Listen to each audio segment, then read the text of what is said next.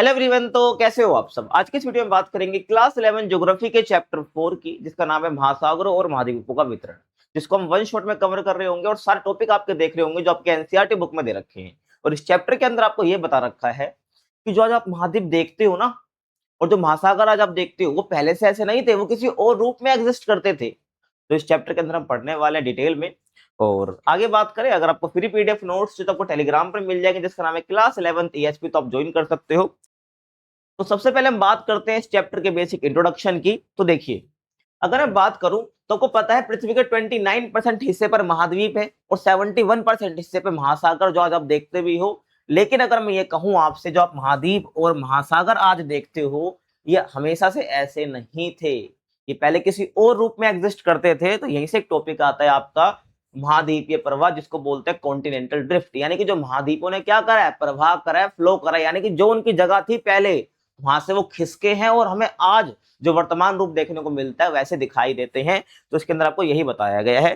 तो सबसे पहले आपको जो ये टॉपिक है स्टार्ट ऐसे होता है कि अगर आप महासागर के दोनों किनारों की तरफ देखो, जो तटरेखाएं हैं, अगर मैं उनको मिला दूं तो वो आपस में मिल जाएंगी। यानी कि महासागर के दोनों किनारों की जो तटरेखा है एक दूसरे से मिलती जुलती दिखाई देती, जैसे कि वो पहले आपस में जुड़ी हुई हो। देखो, जैसे कि ये साउथ अमेरिका है और ये अफ्रीका है।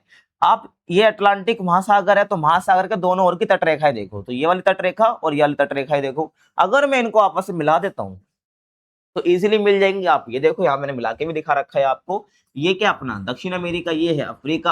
अगर मैं इसको मिला दूं तो ये मिल भी जाएगा।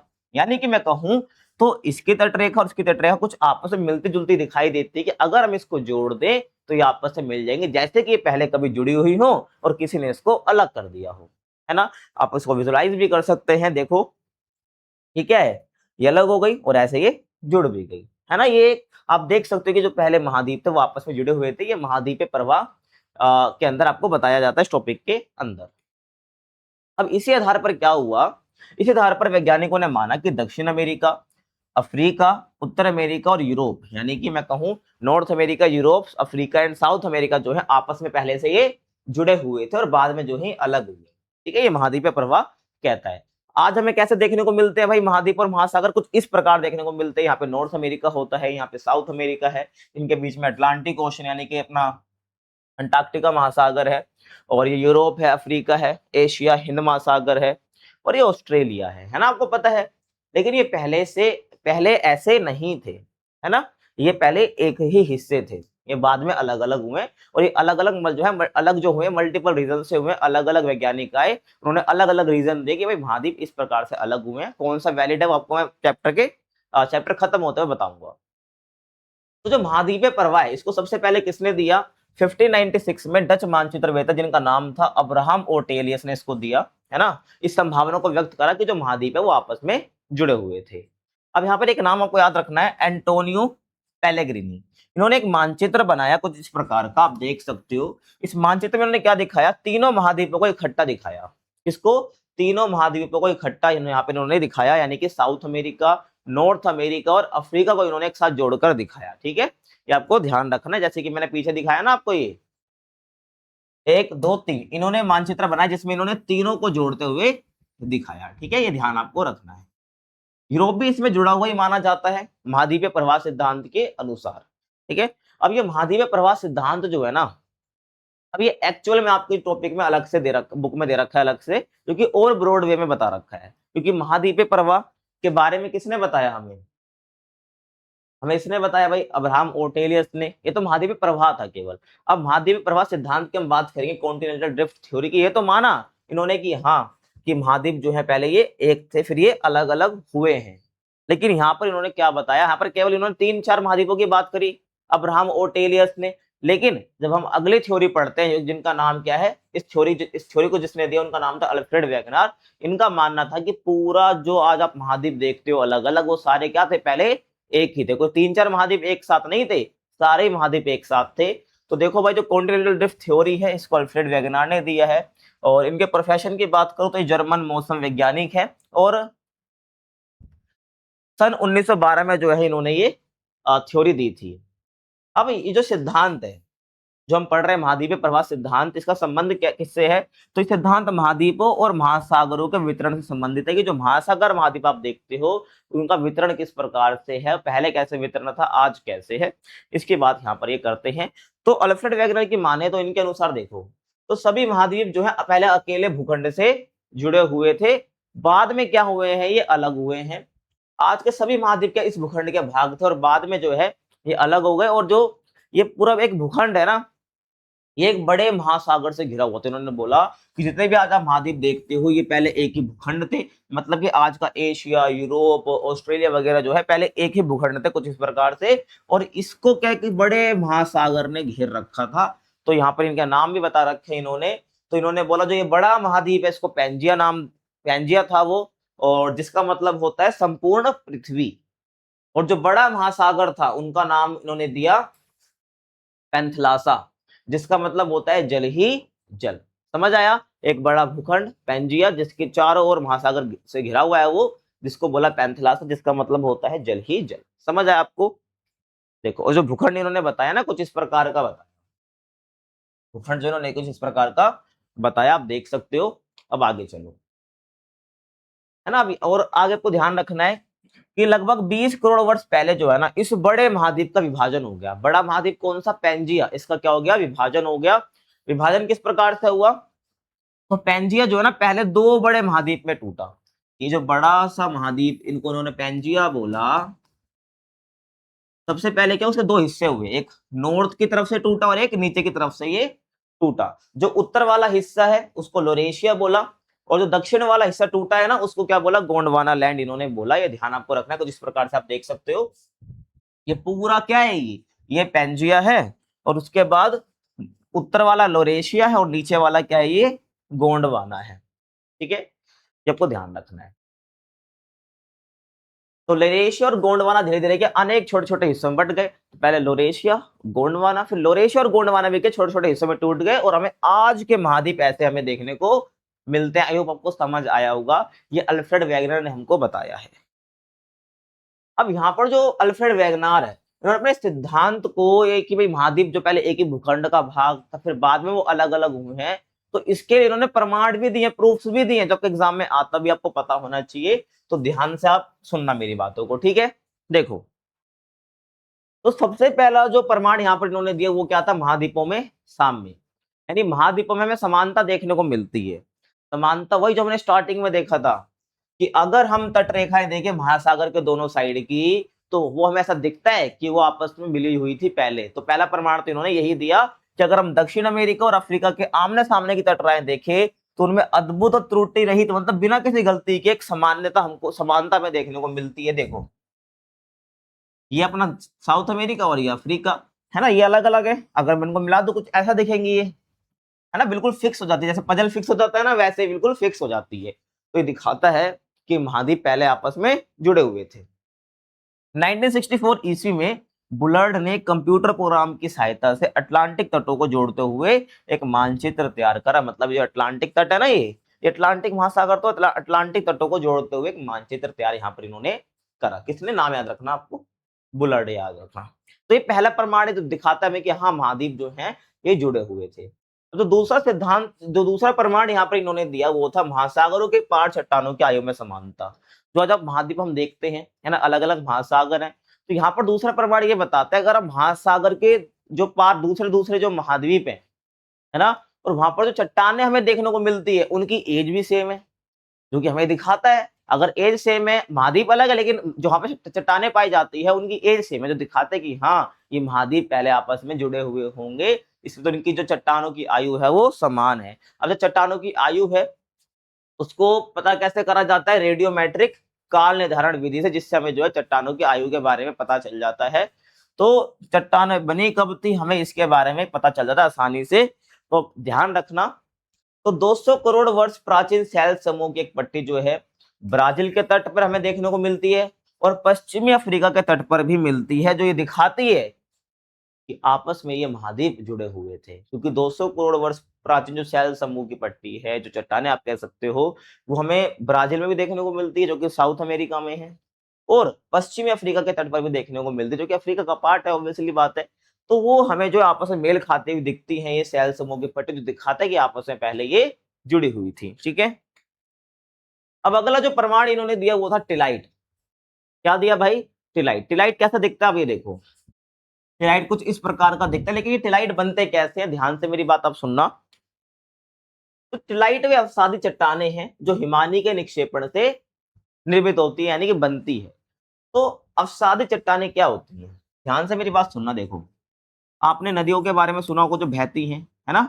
नदियां हो गई, हवा होती है, जो कि किसी भी चीज को एक जगह से दूसरी जगह पे ले जाने का काम करती है। जैसे ये देखो, जब आंधी आती है तो हवा बहुत तेज चलती है, तो सारी धूल जो है उड़ उड़ के कहीं दूसरी जगह पे जाती रहती है। ऐसे ही जब रिवर जिस जगह से चलती है, तो उस रिवर के रास्ते में जो भी कंकड़ मिट्टी आती है तो उसको साथ अपने बहाकर वहां पर जमा कर देती है, जहां पर उस पानी का, उस नदी का जो बहाव है वो स्लो हो जाता है, धीरे हो जाता है। तो मैं मान लेता हूँ कि यहाँ से मिट्टी भागकर जो है यहाँ पर इसने इकट्ठी कर दी, यहाँ पर जो मिट्टी इकट्ठी कर दी और करते जा रही है, करते जा रही है।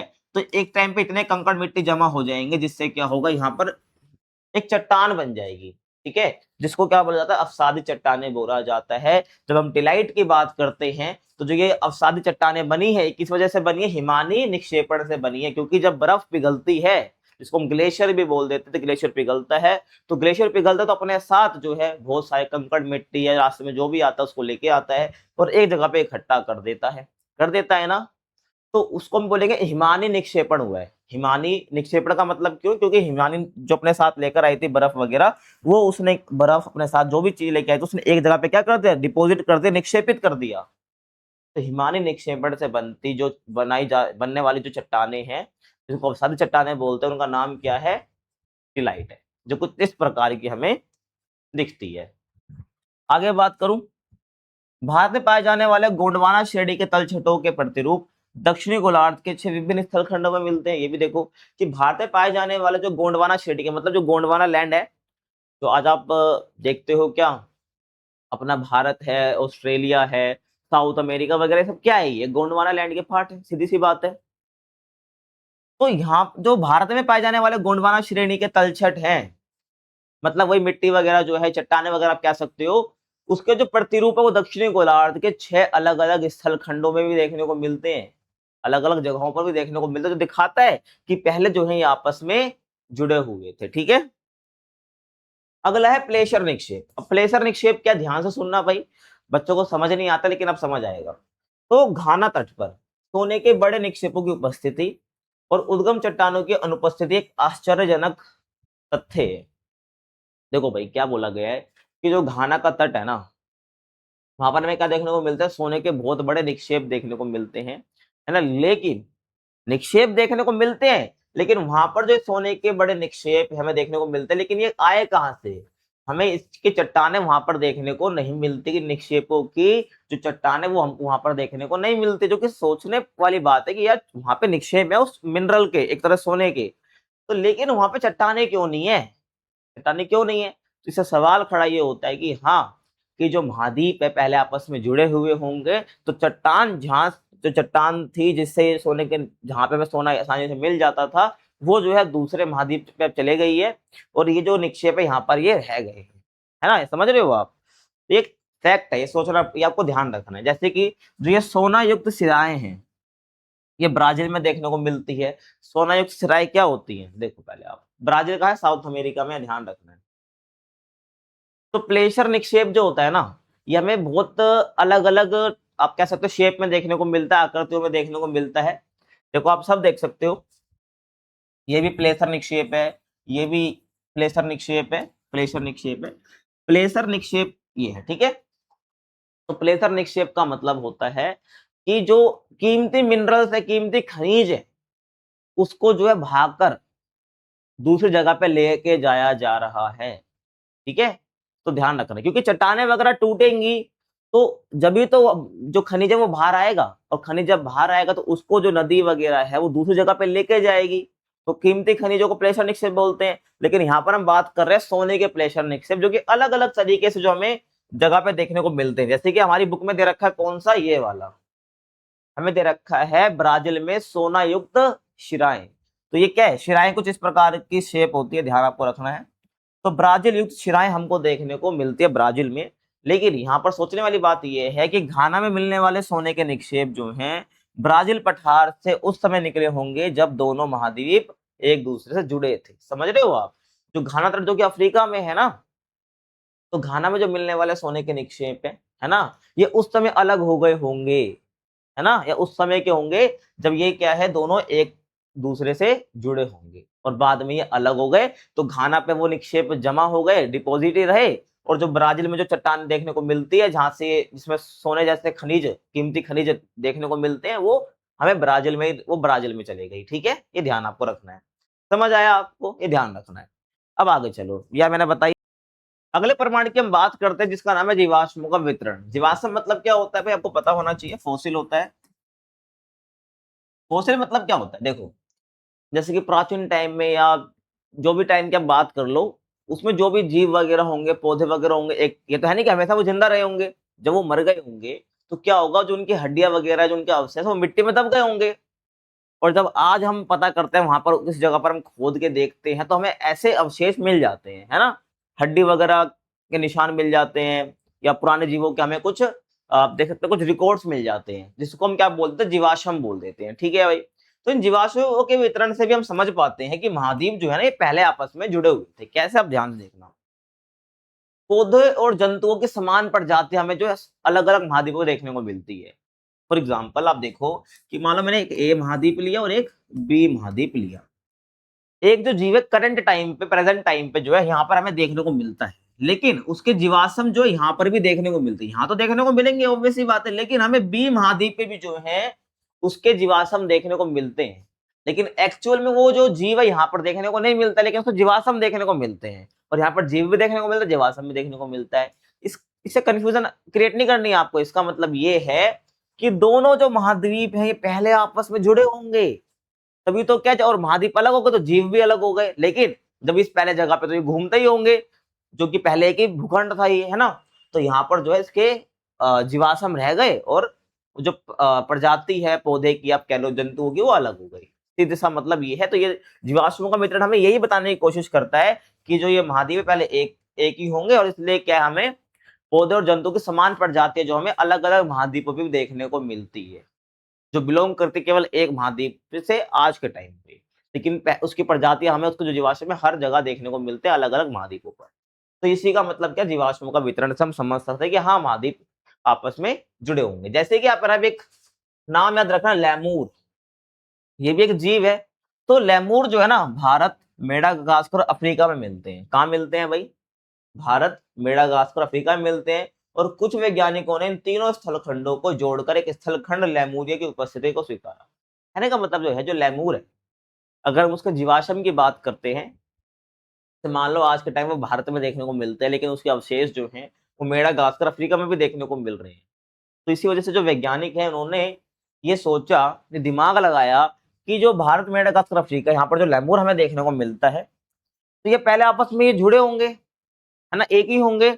तो यहाँ पर इन्होंने इस स्थलखंड को नाम क्या दे दिया, लेमूरिया नाम दे दिया है। आप, और इसकी काफी थ्योरी भी है, ध्यान रखना है। ये देखो, ये मैंने आपके सामने बना दिया है। ये क्या अपना अफ्रीका का हिस्सा है, और यहीं पर ही क्या है, मेडागास्कर है ये रहा, और ये इंडिया है। समझ रहे हो? तो ये तीनों को जोड़कर क्या बनाया, एक जगह का नाम दे दिया, एक स्थलखंड की उपस्थिति दर्ज कराई, जिसका नाम क्या दे दिया, लेमूरिया नाम दे दिया। क्या नाम दे दिया? लेमूरिया। आपको ध्यान रखना है ना। मेडागास्कर आपको पता ही होगा, अफ्रीका के बगल में है। ये भी आप देख सकते हो, जो दिखाता है कि हमें, जैसे ये वाला जो जीव है, इसके जो अवशेष आप कह लो या जीवाश्म आप कह लो, यहां तक हमें देखने को मिलते हैं।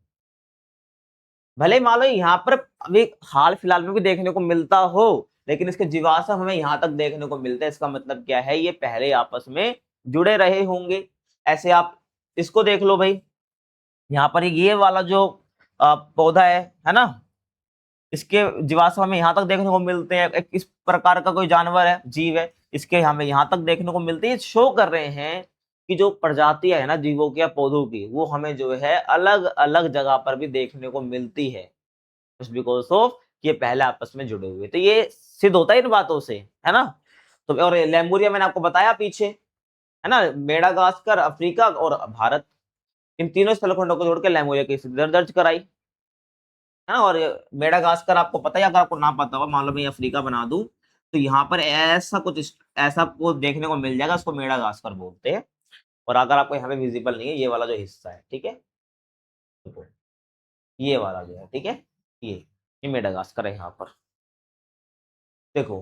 तो यहाँ पर जो मेसोसारस है, छोटे रेंगने वाले जीव हैं जो केवल उथले खारे पानी में ही रह सकते थे। इनकी अस्थियां केवल दक्षिण अफ्रीका के दक्षिण के प्रांत और ब्राजील में इरावत शैल समूह में ही मिलती है ना भाई। कहने का जो ये मेसोसारस जो है, छोटे रेंगने वाले जीव है ना, ये केवल उथले खारे पानी में ही रह सकते हैं। और ये कहाँ देखने को मिलते हैं हमें? दक्षिण अफ्रीका का जो दक्षिण के प्रांत है, और जिसको केप टाउन भी बोलते हैं, हम ध्यान रखना, दक्षिण में है ये, दक्षिण अफ्रीका के, मान लो ये दक्षिण अफ्रीका बना दूं, तो यहाँ पर हमें देखने को मिलता है केप प्रांत, और ब्राजील में इरावर सैल समूह, क्योंकि साउथ अमेरिका में है ना, ये यहाँ पर हमें देखने को मिलते हैं। लेकिन जो आज मैं इन स्थल की बात करूं, चाहे मैं केप प्रांत की बात कर लूं या ब्राजील में जो इरावर सैल समूह इसकी बात मैं कर लूं, ये दोनों स्थान जो आज लगभग एक दूसरे से 4800 किलोमीटर दूर है। तो ये हमें दिखाता है कि ये पहले आपस में जुड़े हुए होंगे, भले आज इतने ये दूर हो गए। तभी तो हमें ये मेसोसोरस जो है, इसके जो जीवाश्म है, वो हमें ब्राजील और के प्रांत में भी देखने को मिलते हैं। समझ आ गया भाई? अब आगे हम बात करते हैं प्रवाह संबंधी बल की। क्या? प्रवाह संबंधी बल। प्रवाह मैंने पीछे बता दिया, किसका प्रवाह? महाद्वीपों का प्रवाह। लेकिन इन महाद्वीपों को अलग करने के लिए, प्रवाह करने के लिए कौन से बल काम कर रहे थे, वो आपको इस टॉपिक के अंदर बता रखा है, जो कि किसने दिए? अल्फ्रेड वेगनार ने दिए। जितने सिद्धांत मैंने आपको पीछे बताए, जो प्रमाण मैंने बताए, वो किसने दिए? वो भी अल्फ्रेड वेगनर ने बताए हैं, अपनी थ्योरी को सच बताने के लिए। लेकिन लोगों के मन में सवाल तो आते ही हैं भाई, चलो मान लें कि महाद्वीप जो है पहले आपस में जुड़े हुए थे और वो अलग अलग हो गए हैं, उस प्रमाण से सिद्ध भी हो जाता है जो आपने दिए, लेकिन ये अलग कैसे हुए? तो फिर यहाँ पर इन्होंने कुछ बल बताए, जिसकी बात हमें करनी है ना। और देखो, तो पहला बल यहाँ पर इन्होंने बताया पोलर या ध्रुवीय फ्लिंग बल। दूसरा जो बल बताया यहाँ पर, उसका नाम था ज्वारीय बल, तो इसकी बात हम करेंगे। तो सबसे पहले हम बात करते हैं पोलर या ध्रुवीय फ्लिंग बल की। ध्यान से समझना, बच्चों को समझ नहीं आता है, लेकिन आपको मैं अच्छे से समझाने की कोशिश करूंगा जिससे आपको समझ आ जाए। तो जो ध्रुवीय फ्लिंग बल है ना, ये पृथ्वी के घूर्णन से संबंधित है। पृथ्वी के घूर्णन से संबंधित क्यों है? पहले आप ये देखो, पृथ्वी आपको पता है घूमती है। मैं यहाँ पे वीडियो चला रहा हूँ, आप ध्यान से देखना। जो पृथ्वी है वो क्या करती है? सूरज का चक्कर तो लगाती है, लेकिन अपने अक्ष पर भी क्या होती है? घूमते। अब देखो, अपने अक्ष पर तो घूम ही रही है और सूरज का चक्कर भी लगा रही है। देखो, ऐसे घूम भी रही है और चक्कर भी लगा रही है, ठीक है। यानी पृथ्वी क्या कर रही है? घूर्णन कर रही है। अपने अक्ष पर तो घूर्णन हो ही रही है, मतलब घूम रही है, रोटेट हो रही है, और सूरज का चक्कर भी लगा रही है। तो इसी घूर्णन की वजह से जो बल जनरेट होता है, जो बल बनता है, उसी को क्या बोलते हैं? ध्रुवीय फ्लिंग बल बोलते हैं। समझ रहे हो आप? तो पृथ्वी की आकृति एक संपूर्ण गोले जैसी नहीं है, ये आपको ही पता है। पृथ्वी की जो आकृति है वो संपूर्ण गोले जैसी नहीं है, बल्कि ये क्या है? भूमध्य रेखा की तरफ थोड़ी उभरी हुई है, कुछ इस प्रकार से, है ना। कहने का मतलब ये कुछ इस प्रकार से हमें देखने को, आप समझने की कोशिश करो, ठीक है। मतलब कि यहां से जो है थोड़ी उभरी हुई है, लेकिन यहां से इतनी उभरी हुई नहीं है। अगर मैं ऐसे कंप्लीट सर्कल बनाऊंगा, ऐसी नहीं है, बल्कि यहां से उभरी हुई नहीं है, बल्कि कौन साइड से क्या उभरी हुई है, ये मैं बताना चाह रहा हूं, ठीक है। तो पृथ्वी एक संपूर्ण गोले जैसी ना होकर क्या है? भूमध्य रेखा की तरफ ये उभरी हुई है, मतलब इस साइड से। भूमध्य रेखा कहाँ होती है? ये भूमध्य रेखा है ना। तो इस साइड से उभरी हुई है। और पृथ्वी की शेप कैसी है? जियोइड शेप के, भुआब के आकार के। भुआबाकार कुछ इस प्रकार का ही होता है, ये कुछ इस प्रकार का ही होता है। और ये उभार जो पृथ्वी के घूर्णन के कारण ही आता है। मतलब कि जो हमें ये भूमध्य रेखा की तरफ उभार देखने को मिलता है, ये कैसे देखने को मिलता है? ये हमें देखने को मिलता है इसी घूर्णन के कारण।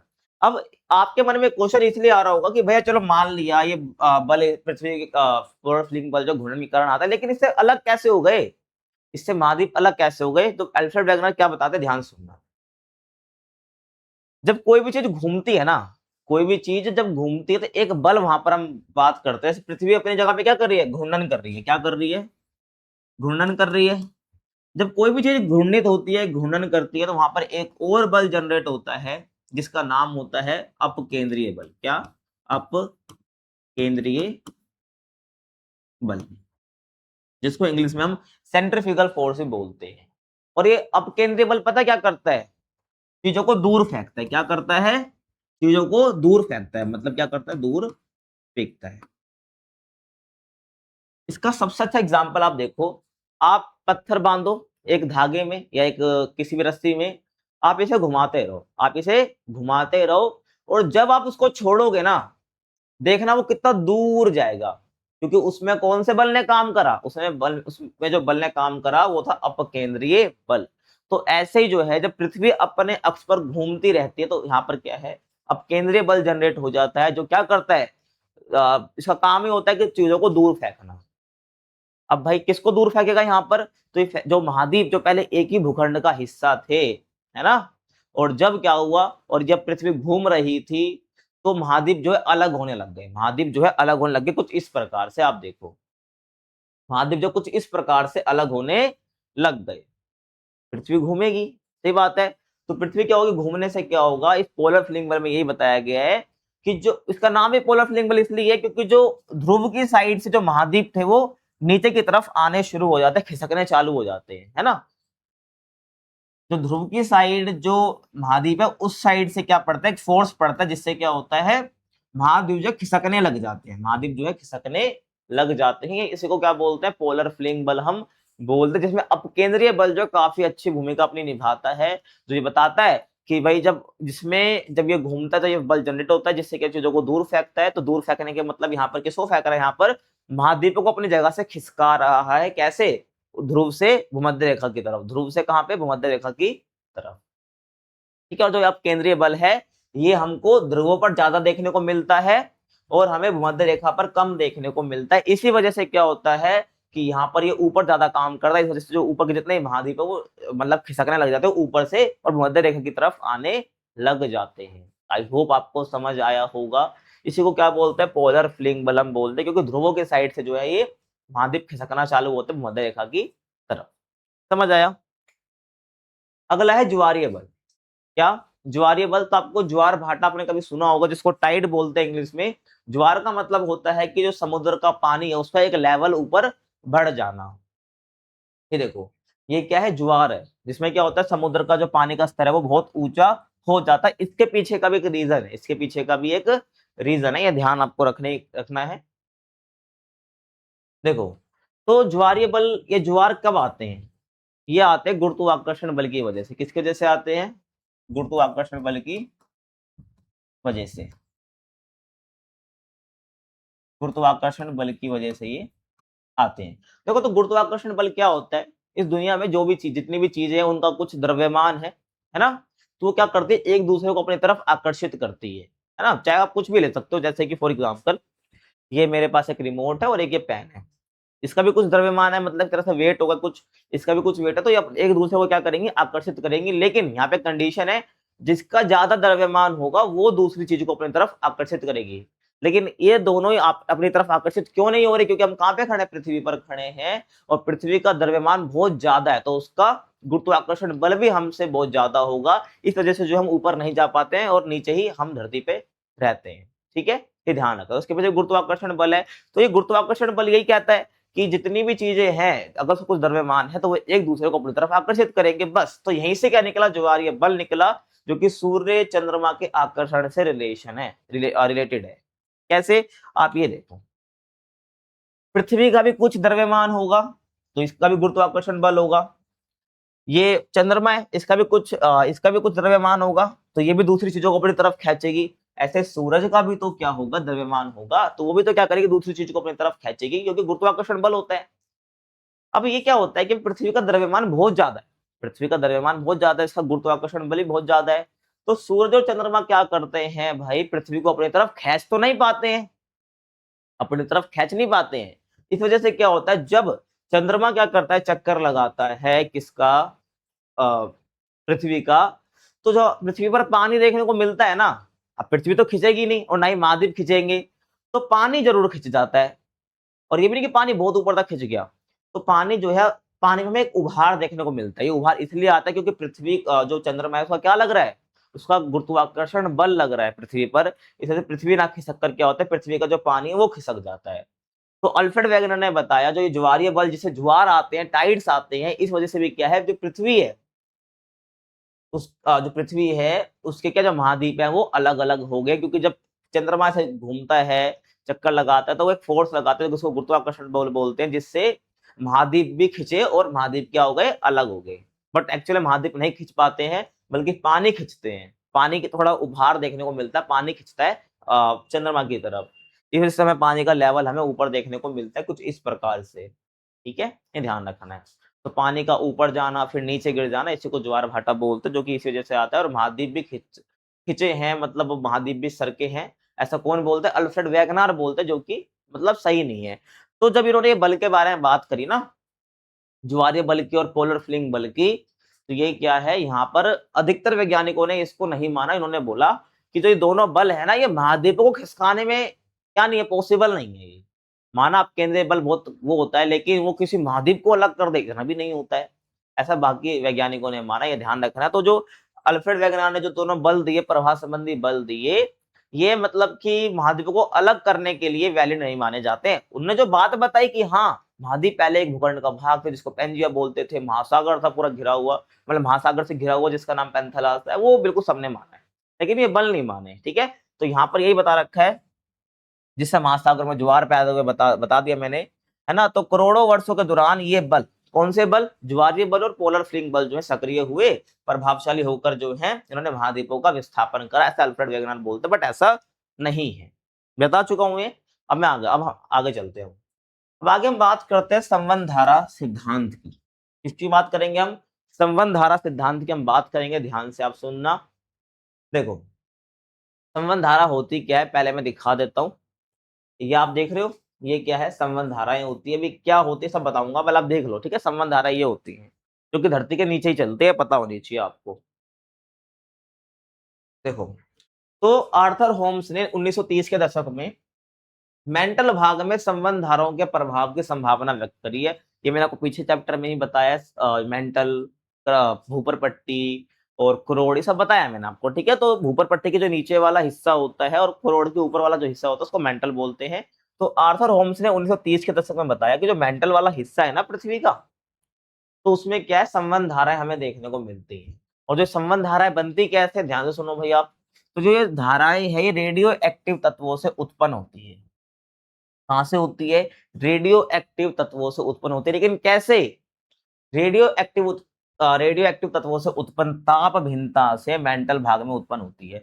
तो क्या होता है ना कि जो हमारा मेंटल वाला हिस्सा है, तो वहां पर बहुत सारे रेडियो एक्टिव तत्व हैं। रेडियो एक्टिव तत्व क्या होते हैं, जैसे कि कुछ यूरेनियम है, थोरियम है और ये रेडियम, ये कुछ क्या है, ये रेडियो एक्टिव तत्व बहुत सारे होते हैं, लेकिन ये प्रमुख है ना, यूरेनियम, थोरियम और रेडियम। तो ऐसे क्या है, कुछ रेडियो एक्टिव तत्व होते हैं, जिस वजह से क्या होता है, इनमें ताप भिन्नता आती है, क्योंकि सब क्या करते हैं, ये ऊष्मा निकालते हैं। क्या करते हैं भाई, ये ऊष्मा रिलीज करते हैं। क्या करते हैं, ऊष्मा रिलीज करते हैं। कैसे, क्योंकि ये जो तत्व है ना, ये स्थिर नहीं है, ये स्थिर नहीं है, मतलब कि ये ऊष्मा निकालते हैं अपने अंदर से। ये टूट जाते हैं और क्या निकालते हैं, ऊष्मा निकालते हैं। और ये ऊष्मा जब निकालते हैं, और सारे जो है अलग अलग ऊष्मा निकालते हैं, जितने भी रेडियो एक्टिव तत्व है सबकी ऊष्मा अलग अलग होती है। जब अलग अलग ऊष्मा निकाली जाती है, तो क्या हुई, ताप भिन्नता आई, यानी कि ऊष्मा जो गर्मी, उसमें हमें डिफरेंस देखने को मिला, भिन्नता देखने को मिली। इसी वजह से क्या है, ये संबंध धाराएं जो है मेंटल भाग में बनी, जनरेट हुई। और होम्स ने कहा कि पूरे मेंटल भाग में इस प्रकार की धाराओं का तंत्र विद्यमान है, यानी कि पूरे मेंटल भाग में क्या है, पूरे मेंटल भाग में क्या है, पूरे मेंटल भाग में जो है इस प्रकार के संबंध धाराओं का तंत्र हमें देखने को मिलता है, फैली हुई। समझ आपको आया, किसने बोला, ये आर्थर होम्स ने बोला, क्योंकि संबंध धारा बहुत जरूरी है आपके समझने के लिए, है ना। देखो, ये हमारा स्थल मंडल है, यानी कि क्या है, ये अपना क्रस्ट है, ऊपर पट्टी है। फिर उसके नीचे क्या आता है, हमारा दुर्बलता मंडल आ जाता है, जिसको हम क्या बोलते हैं, एस्थेनोस्फेयर बोलते हैं। उसके नीचे हमारा मेंटल आ जाता है, मतलब दुर्बलता मंडल मेंटल का ही पार्ट है। ये ऊपरी मेंटल है जिसको दुर्बलता मंडल बोलते हैं। फिर निचला मेंटल आता है ना, जिसमें ये, तो ये आपको ध्यान रखना है।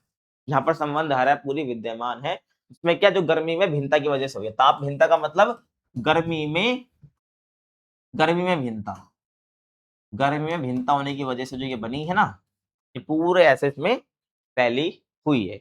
और क्या करते हैं आपको पता होना चाहिए, और चलती कैसे है ये चलते सर्कुलर मोशन में, यानी यूं चलती है, ये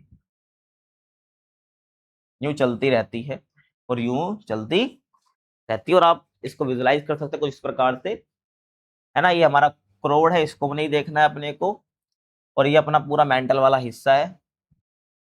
यहाँ पर जो है ये चलती रहती है ना।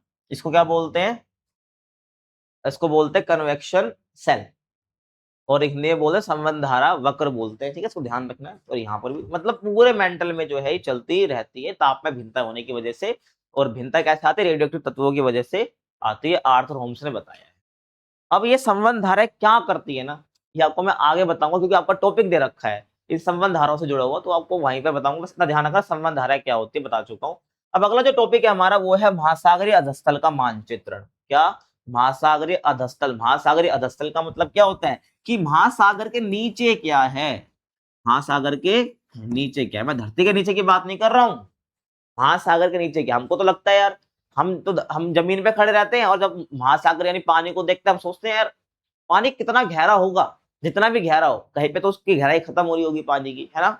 तो वहां पर भी क्या होती है, जमीन चालू हो जाती है। जैसे हम जमीन पर खड़े रहते हैं वैसे ही महासागर के नीचे भी जमीन चालू हो जाती है। लेकिन वो जो जमीन है वो कैसी है, समतल है, उबड़ खाबड़ है, वहां पे पर्वत वगैरह वहां पर भी है या नहीं है, तो यही बता रखा है महासागरीय अधस्थल के अंदर। तो उसका मानचित्र मानचित्र बनाया गया, मानचित्रण करा गया, वो कैसे उसी के बारे में आपको पढ़ना है। देखो, तो महासागरों में एक विस्तृत मैदान नहीं है, बल्कि उनमें उच्चावच पाया जाता है। उच्चावच का मतलब एक फैला हुआ मैदान नहीं है, बल्कि उच्चावच देखने को मिलता है।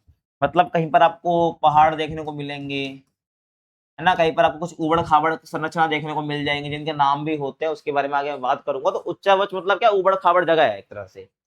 तो सेकेंड वर्ल्ड वॉर के बाद, सेकेंड वर्ल्ड वॉर कब हुआ था, 1939 लेकर 45 तक चला था, है ना। तो 1945 के बाद की बात, उसके बाद की बात हो रही है।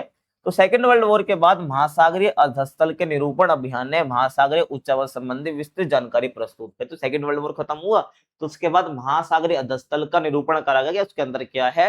तो हमें उसके अंदर जो उच्चावच पाए जाते हैं महासागर के अंदर, तो उसके में बहुत ज्यादा जानकारी हमें देखने को मिलती है। इसके अधस्थली में जलमग्न पर्वतीय कटके हैं और गहरी खाइयां हैं, जिनको ट्रेंच भी बोला जाता है। क्या बोला जाता है, ओशनिक ट्रेंच। तो बहुत सारी पर्वतीय कटके हैं, मतलब पर्वतों की श्रृंखलाएं हैं, और गहरी खाइयां भी है, किसके, महासागर के नीचे, जो महाद्वीपों के किनारों पर स्थित है। जैसे जहां महाद्वीप खत्म होता है ना, तो उसके किनारों से जो ये सब चीजें चालू हो जाती हैं। और मध्य महासागरीय कटके भी हैं, भाई ध्यान आपको रखना है। कहां पर, समुद्र के नीचे, महासागर के नीचे, जो ज्वालामुखी उद्गार करती है। क्या करती है, ज्वालामुखी उद्गार, मतलब उसमें से मैग्मा निकलता है। हमें स्थल मंडल पे तो देखने को मिलता ही है, स्थलमंडल में देखने को मिलता है ना, बहुत जगह। मैंने आपको पिछले चैप्टर में बताया था। तो महासागर के नीचे भी क्या होते हैं, ज्वालामुखी उद्गार होने वाली संरचना होती है, जिसको बोलते हैं मध्य महासागरीय कटक। तो यहाँ से मैग्मा निकलता है, जिसको फिर बाद में लावा बोल देते हैं, और वो समुद्र के नीचे फैलता है और अलग अलग आकृतियां बनाता है। क्योंकि आपको पता है मैग्मा बाहर निकलेगा तो वो जमेगा भी, तो फिर अलग अलग चीजें वो बनाएगा। आपको ये ध्यान रखना है। और ये भी आपको पता है या नहीं पता, मुझे नहीं पता, तो फिर भी सुन लो, क्या, कि जो स्थल मंडल है ना, वो महासागर पे भी तो है स्थल मंडल। स्थल मंडल के नीचे आपका मेंटल आता है। तो जो स्थल मंडल है ना, वो भूपर पट्टी के ऊपर, मतलब कि ओशन वाला हिस्सा को हटा दो तो वहां पर तो बहुत मोटा रहता है। मतलब कि महाद्वीपीय हिस्से पे तो स्थल मंडल बहुत मोटा है, लेकिन जो महासागर वाला पार्ट है वहां पर जो स्थल मंडल है वो थोड़ा पतला है। ये पता होना चाहिए आपको, ये समझ आ गया। और ये भी आपको ध्यान रखना है कि महासागरों के जो नितल की जो चट्टाने हैं वो महाद्वीपीय भागों में पाई जाने वाली चट्टानों की अपेक्षा नवीन है। यानी महासागर के अंदर जो चट्टाने आपको देखने को मिलती है ना महासागर के नीचे, वो क्या है, नहीं है। लेकिन जो महाद्वीपों पर आपको देखने को मिलती है चट्टाने वगैरह, है ना, वो क्या है, पुरानी है। ऑब्वियसली बात है, इसका भी रीजन है, आगे आपको पता चलेगा। तो ये देख लो, ये कुछ डायग्राम आप देखो, ये क्या है, ये आपका सी सरफेस है, मतलब जो हमें इंसानों को दिखता है ऊपर से, समुद्र का ऐसा हमें सरफेस देखने को मिलता है।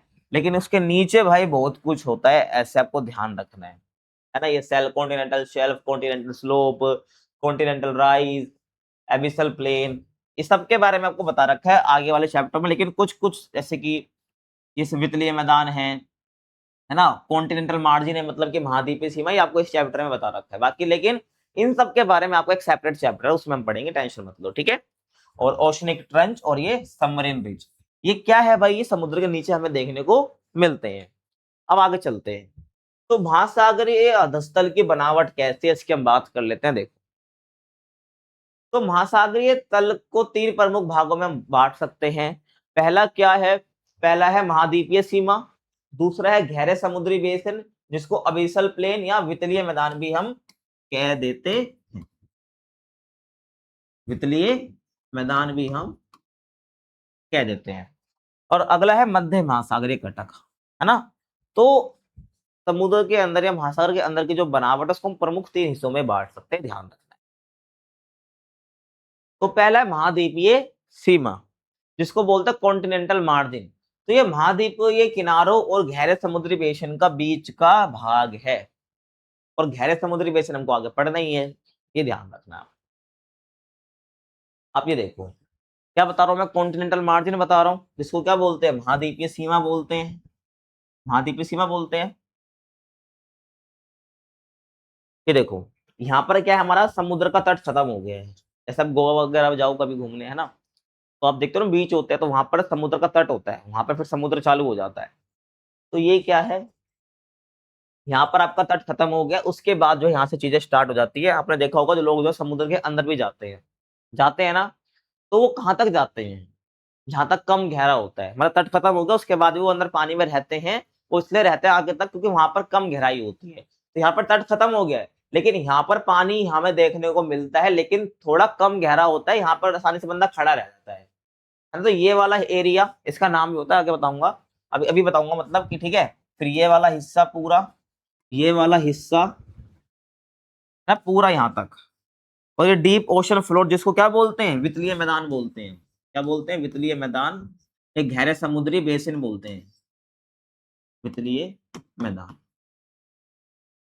तो इसके इसको लेकर इसके और इसके बीच में ना, मतलब कि जो महाद्वीप का किनारा है ये, और जो गहरे समुद्री बेसिन है, इसके पूरे बीच के भाग को हम क्या बोलते हैं? कॉन्टिनेंटल मार्जिन, यानी कि महाद्वीपीय सीमा बोलते हैं। और इसके अंदर क्या आता है? महाद्वीपीय मगन तट आता है। महाद्वीप मगन तट आ जाता है, महाद्वीपीय ढाल आ जाती है, महाद्वीपीय उभार आ जाता है, और गहरी महासागरीय खाइयां आ जाती हैं। तो ये क्या है? महाद्वीपीय मगन तट है ना, और महाद्वीपीय ढाल, ठीक है, महाद्वीपीय ढाल है। उसके बाद क्या? महाद्वीपीय उभार। उसके बाद क्या? गहरी खाइयां आपकी आ जाती हैं। ये ध्यान आपको रखना है इसी के अंदर। आप और अच्छे से देख सकते हो आप, है ना। यहाँ पर ये खत्म, मतलब ये जो है ना, आप ये देख रहे हो, ये आपका तट है, खत्म हो गया है। ये आपका क्या है? कॉन्टिनेंटल शेप, जहाँ पे लोग घुस भी जाते हैं। फिर ये आपका महाद्वीपीय ढाल आ जाता है। फिर यहाँ पे जो है, इसको महाद्वीपीय राइज बोलते हैं, है ना। आप महाद्वीपीय उभार क्यों बोल रहे हैं? क्योंकि आपको देख रहा होगा तो नीचे है, देखो क्या होता है, जैसे ढाल ढाल बनती है तो थोड़ा सा हमें उभार ऐसे देखने को मिलता है, फिर यूं चल रहा है। तो इसलिए जो है, पहले खत्म होता है अपना स्लोप, खत्म होता है, ढाल खत्म होती है, फिर थोड़ा सा नीचे जाता है, फिर थोड़ा सा ऊपर हो जाता है, मतलब ये सरफेस यूं गया तो थोड़ा नीचे हो गया, फिर थोड़ा उभार हमें देखने को मिलता है, इसलिए इसको क्या बोलते हैं? महाद्वीपीय उभार देखने को मतलब बोलते हैं इसको। तो ये महाद्वीपीय उभार हो गया। तो यहां से लेकर और यह एबिसल प्लेन, मतलब कि क्या है? ये वितलीय मैदान, गहरे समुद्री बेसिन। तो अगर मैं बात करूं किसकी? महाद्वीपीय मार्जिन की, तो कहां से कहां तक है? वो भाई अपना यहां से लेकर पूरा यहां तक है, पूरा यहां से लेकर यहां तक है, ठीक है। ये ध्यान रखना है, ये पूरा यहां से लेकर यहां तक। समझ आया भाई? महाद्वीपीय सीमा के अंदर क्या क्या आता है ये बता चुका हूं मैं, है ना। इसके बाद यहाँ पर हमें कुछ खाया भी देखने को मिल जाती हैं, वो ध्यान रखना है। मिल भी जाते नहीं मिलते, लेकिन यहाँ से यहाँ तक को क्या बोलते हैं? महाद्वीपीय सीमा हम बोल देते हैं। इसको भी अच्छे से आप देख लो, ये हमारा कोस्ट, ये सेल्फ, ये महाद्वीपीय ढाल, ये राइज, और ये फिर अपना वही गहरे समुद्री बेसन आ गया। तो यहाँ से लेकर यहाँ तक को क्या बोलते हैं? मार्जिन बोलते हैं। आपको अच्छे से समझ आ जाएगा मेरे हिसाब से। अब आगे हम बात करते हैं गहरे समुद्री बेसिन की, जिसको हम क्या बोलते हैं? वितलीय मैदान भी हम बोल देते हैं। तो ये विस्तृत मैदान जो है ना, महाद्वीपीय तटों और मध्य महासागरीय कटकों के बीच पाए जाते हैं। तो जो वितलीय मैदान है, गहरे समुद्री बेसिन है, ये कहाँ देखने को मिलते हैं? महाद्वीपीय तट और महासागरीय कटक, जिसको मध्य महासागरीय कटक भी बोलते हैं, उसके बीच हमें देखने को ये मिलते हैं। और जो वितलीय मैदान है ना, ये वह क्षेत्र है जहां महाद्वीपों से भागकर लाए गए अवसाद इनके तटों से दूर निक्षेपित हो जाते हैं। जैसे कि आप समझो ध्यान से चीजों को, क्या है, ये महाद्वीप है यहाँ पर अभी, ठीक है, मतलब यहाँ पर महाद्वीप खत्म हो गया, यहाँ पे क्या है, तट है, तट है यहाँ पर। तो क्या होता है ना कि यहाँ पर जो मिट्टी वगैरह होती है, जो भी चीजें होती हैं, क्या होता है कि पानी तो यहाँ पर भी है, पानी यहाँ पर तो है ही, तो पानी का जब भाव कभी यूं जाता है कभी यूं जाता है, तो यहाँ पर जो भी चीज पड़ी रहती है उसको क्या कर लेता है, समुद्र अपने अंदर खींच लेता है, और ये खींच के कहाँ चले जाता है, ये वितलीय मैदान में जग जाकर इकट्ठा हो जाता है, क्योंकि यहाँ से जब जाता है तो यहाँ पे ढाल बनी रहती है, और ढाल से जो सारी चीजें हैं वो इधर चले जाती है और इधर इकट्ठी हो जाती है, जिसको क्या बोलते हैं, वितलीय मैदान बोलते हैं। एक और चीज आप ध्यान से सुनो, आपने देखा होगा बहुत सारी जो नदी होती है, बहुत सारी नदियां होती हैं, वो महासागरों में मिल रही होती है। तो जब वो नदी अपने रास्ते से निकल रही होती है तो बहुत सारे कंकड़ मिट्टी अपने साथ लेकर आते हैं, जिसको क्या बोलते हैं, गाद बोलते हैं, सिल्ट बोलते हैं, साथ में लेकर आती है। तो कहाँ पर जमा करती है, वो यहीं पर ही वितलीय मैदान में ही जमा करती है। तटों से कैसे होती है मैंने बता दिया, और बाकी नदियों के द्वारा कैसे होती है मैंने आपको बता दिया। ये ध्यान रखना है, यहाँ पर यही बोला है कि वितलीय मैदान वो क्षेत्र है जहां महाद्वीपों से भागकर लाए गए अवसाद जो हैं इनके तटों से दूर, मतलब महाद्वीपों के तटों से दूर, कहां पर, वितलीय मैदान में डाल दिए जाते हैं। ध्यान आपको रखना है, ये क्या होते हैं, वितलीय मैदान होते हैं। यहाँ से आती हैं अवसाद, आते हैं सेडिमेंट्स आते हैं और यहाँ पर जमा हो जाते हैं। अच्छे से आप देख सकते हो भाई, ये क्या है, ये पूरा अपना जो है क्या है, यहाँ से लेकर ये पूरा, ये अपना वही वितलीय मैदान है जहां पर क्या है, सारे अवसाद जो है इकट्ठे हो जाते हैं यहाँ से जब आते हैं। क्यों इकट्ठे हो जाते हैं, क्योंकि जब यहाँ पर आते हैं तो यहाँ पर पूरी ढाल बनी हुई है, ढाल आपको पता है, जब ढाल बनी हुई है तो कोई चीज रुकेगी थोड़ी वहां पर, तो वो ढलान मतलब उससे गिरते गिरते गिरते जहां पर समतल जगह आ जाती है वहां पर इकट्ठा हो जाती है, क्योंकि यहाँ पर जब ढाल बनी हुई है तो यहाँ पे रुकेगी थोड़ी वो, तो ढाल से जब ऐसे जाते जाते जब जहां पर समतल जगह आ जाती है वहीं पर वो जमा हो जाते हैं। तो इसलिए इसको क्या बोलते हैं, वितलीय, वहां पर उसको वितलीय मैदान बोल देते हैं, और वितलीय मैदान में ही जमा होती है। आगे हम पढ़ते हैं मध्य महासागरीय कटक। तो मध्य महासागरीय कटक जो है कुछ इस प्रकार की दिखती है ना, आप विजुलाइज करिए इसको, ठीक है, पूरी मध्य महासागरीय कटक है। अगर आप और ध्यान से देखना चाहो, ये देख रहे हो आप, ये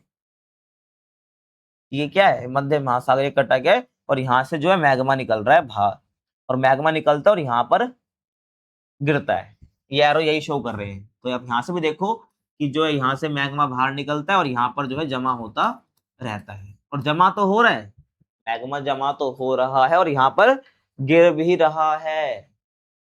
जब ये क्या हो रहा है और गिर रहा है तो जम जा रहा है, इससे क्या हो रहा है, नई प्रॉपर्टी का निर्माण भी हो रहा है। तो इस समुद्र के नीचे हमें देखने को मिलती है। तो मध्य महासागरीय कटक जो है आपस में जुड़े हुए पर्वतों की एक श्रृंखला है, ये ध्यान आपको रखना है। तो बहुत सारे पर्वत है, ये आपको पता होना चाहिए, देख लो आप, ये क्या है, ये बहुत सारे पर्वत ही तो हैं, ये पर्वतों की श्रृंखला है, ठीक है। देखो आगे, तो महासागरीय जल में डूबी हुई ये पृथ्वी के धरातल पर पाई जाने वाली संवत सबसे लंबी पर्वत श्रृंखला है, यानी कि महासागर में डूबी हुई सबसे लंबी पर्वत श्रृंखला है कौन सी, मध्य महासागरीय कटक, जो महासागर के अंदर है, ठीक है भाई। ये मैंने समझा ही दिया है, मैग्मा निकलता है फिर लावा फिर वो बाहर गिर जाता है, ऐसे नई प्रॉपर्टी बनती है, पुरानी वाली नष्ट हो जाती है, ये भी एक आगे कंसेप्ट आपके में बता रखा है। अब आगे हम बात करते हैं भूकंप व ज्वालामुखियों का वितरण।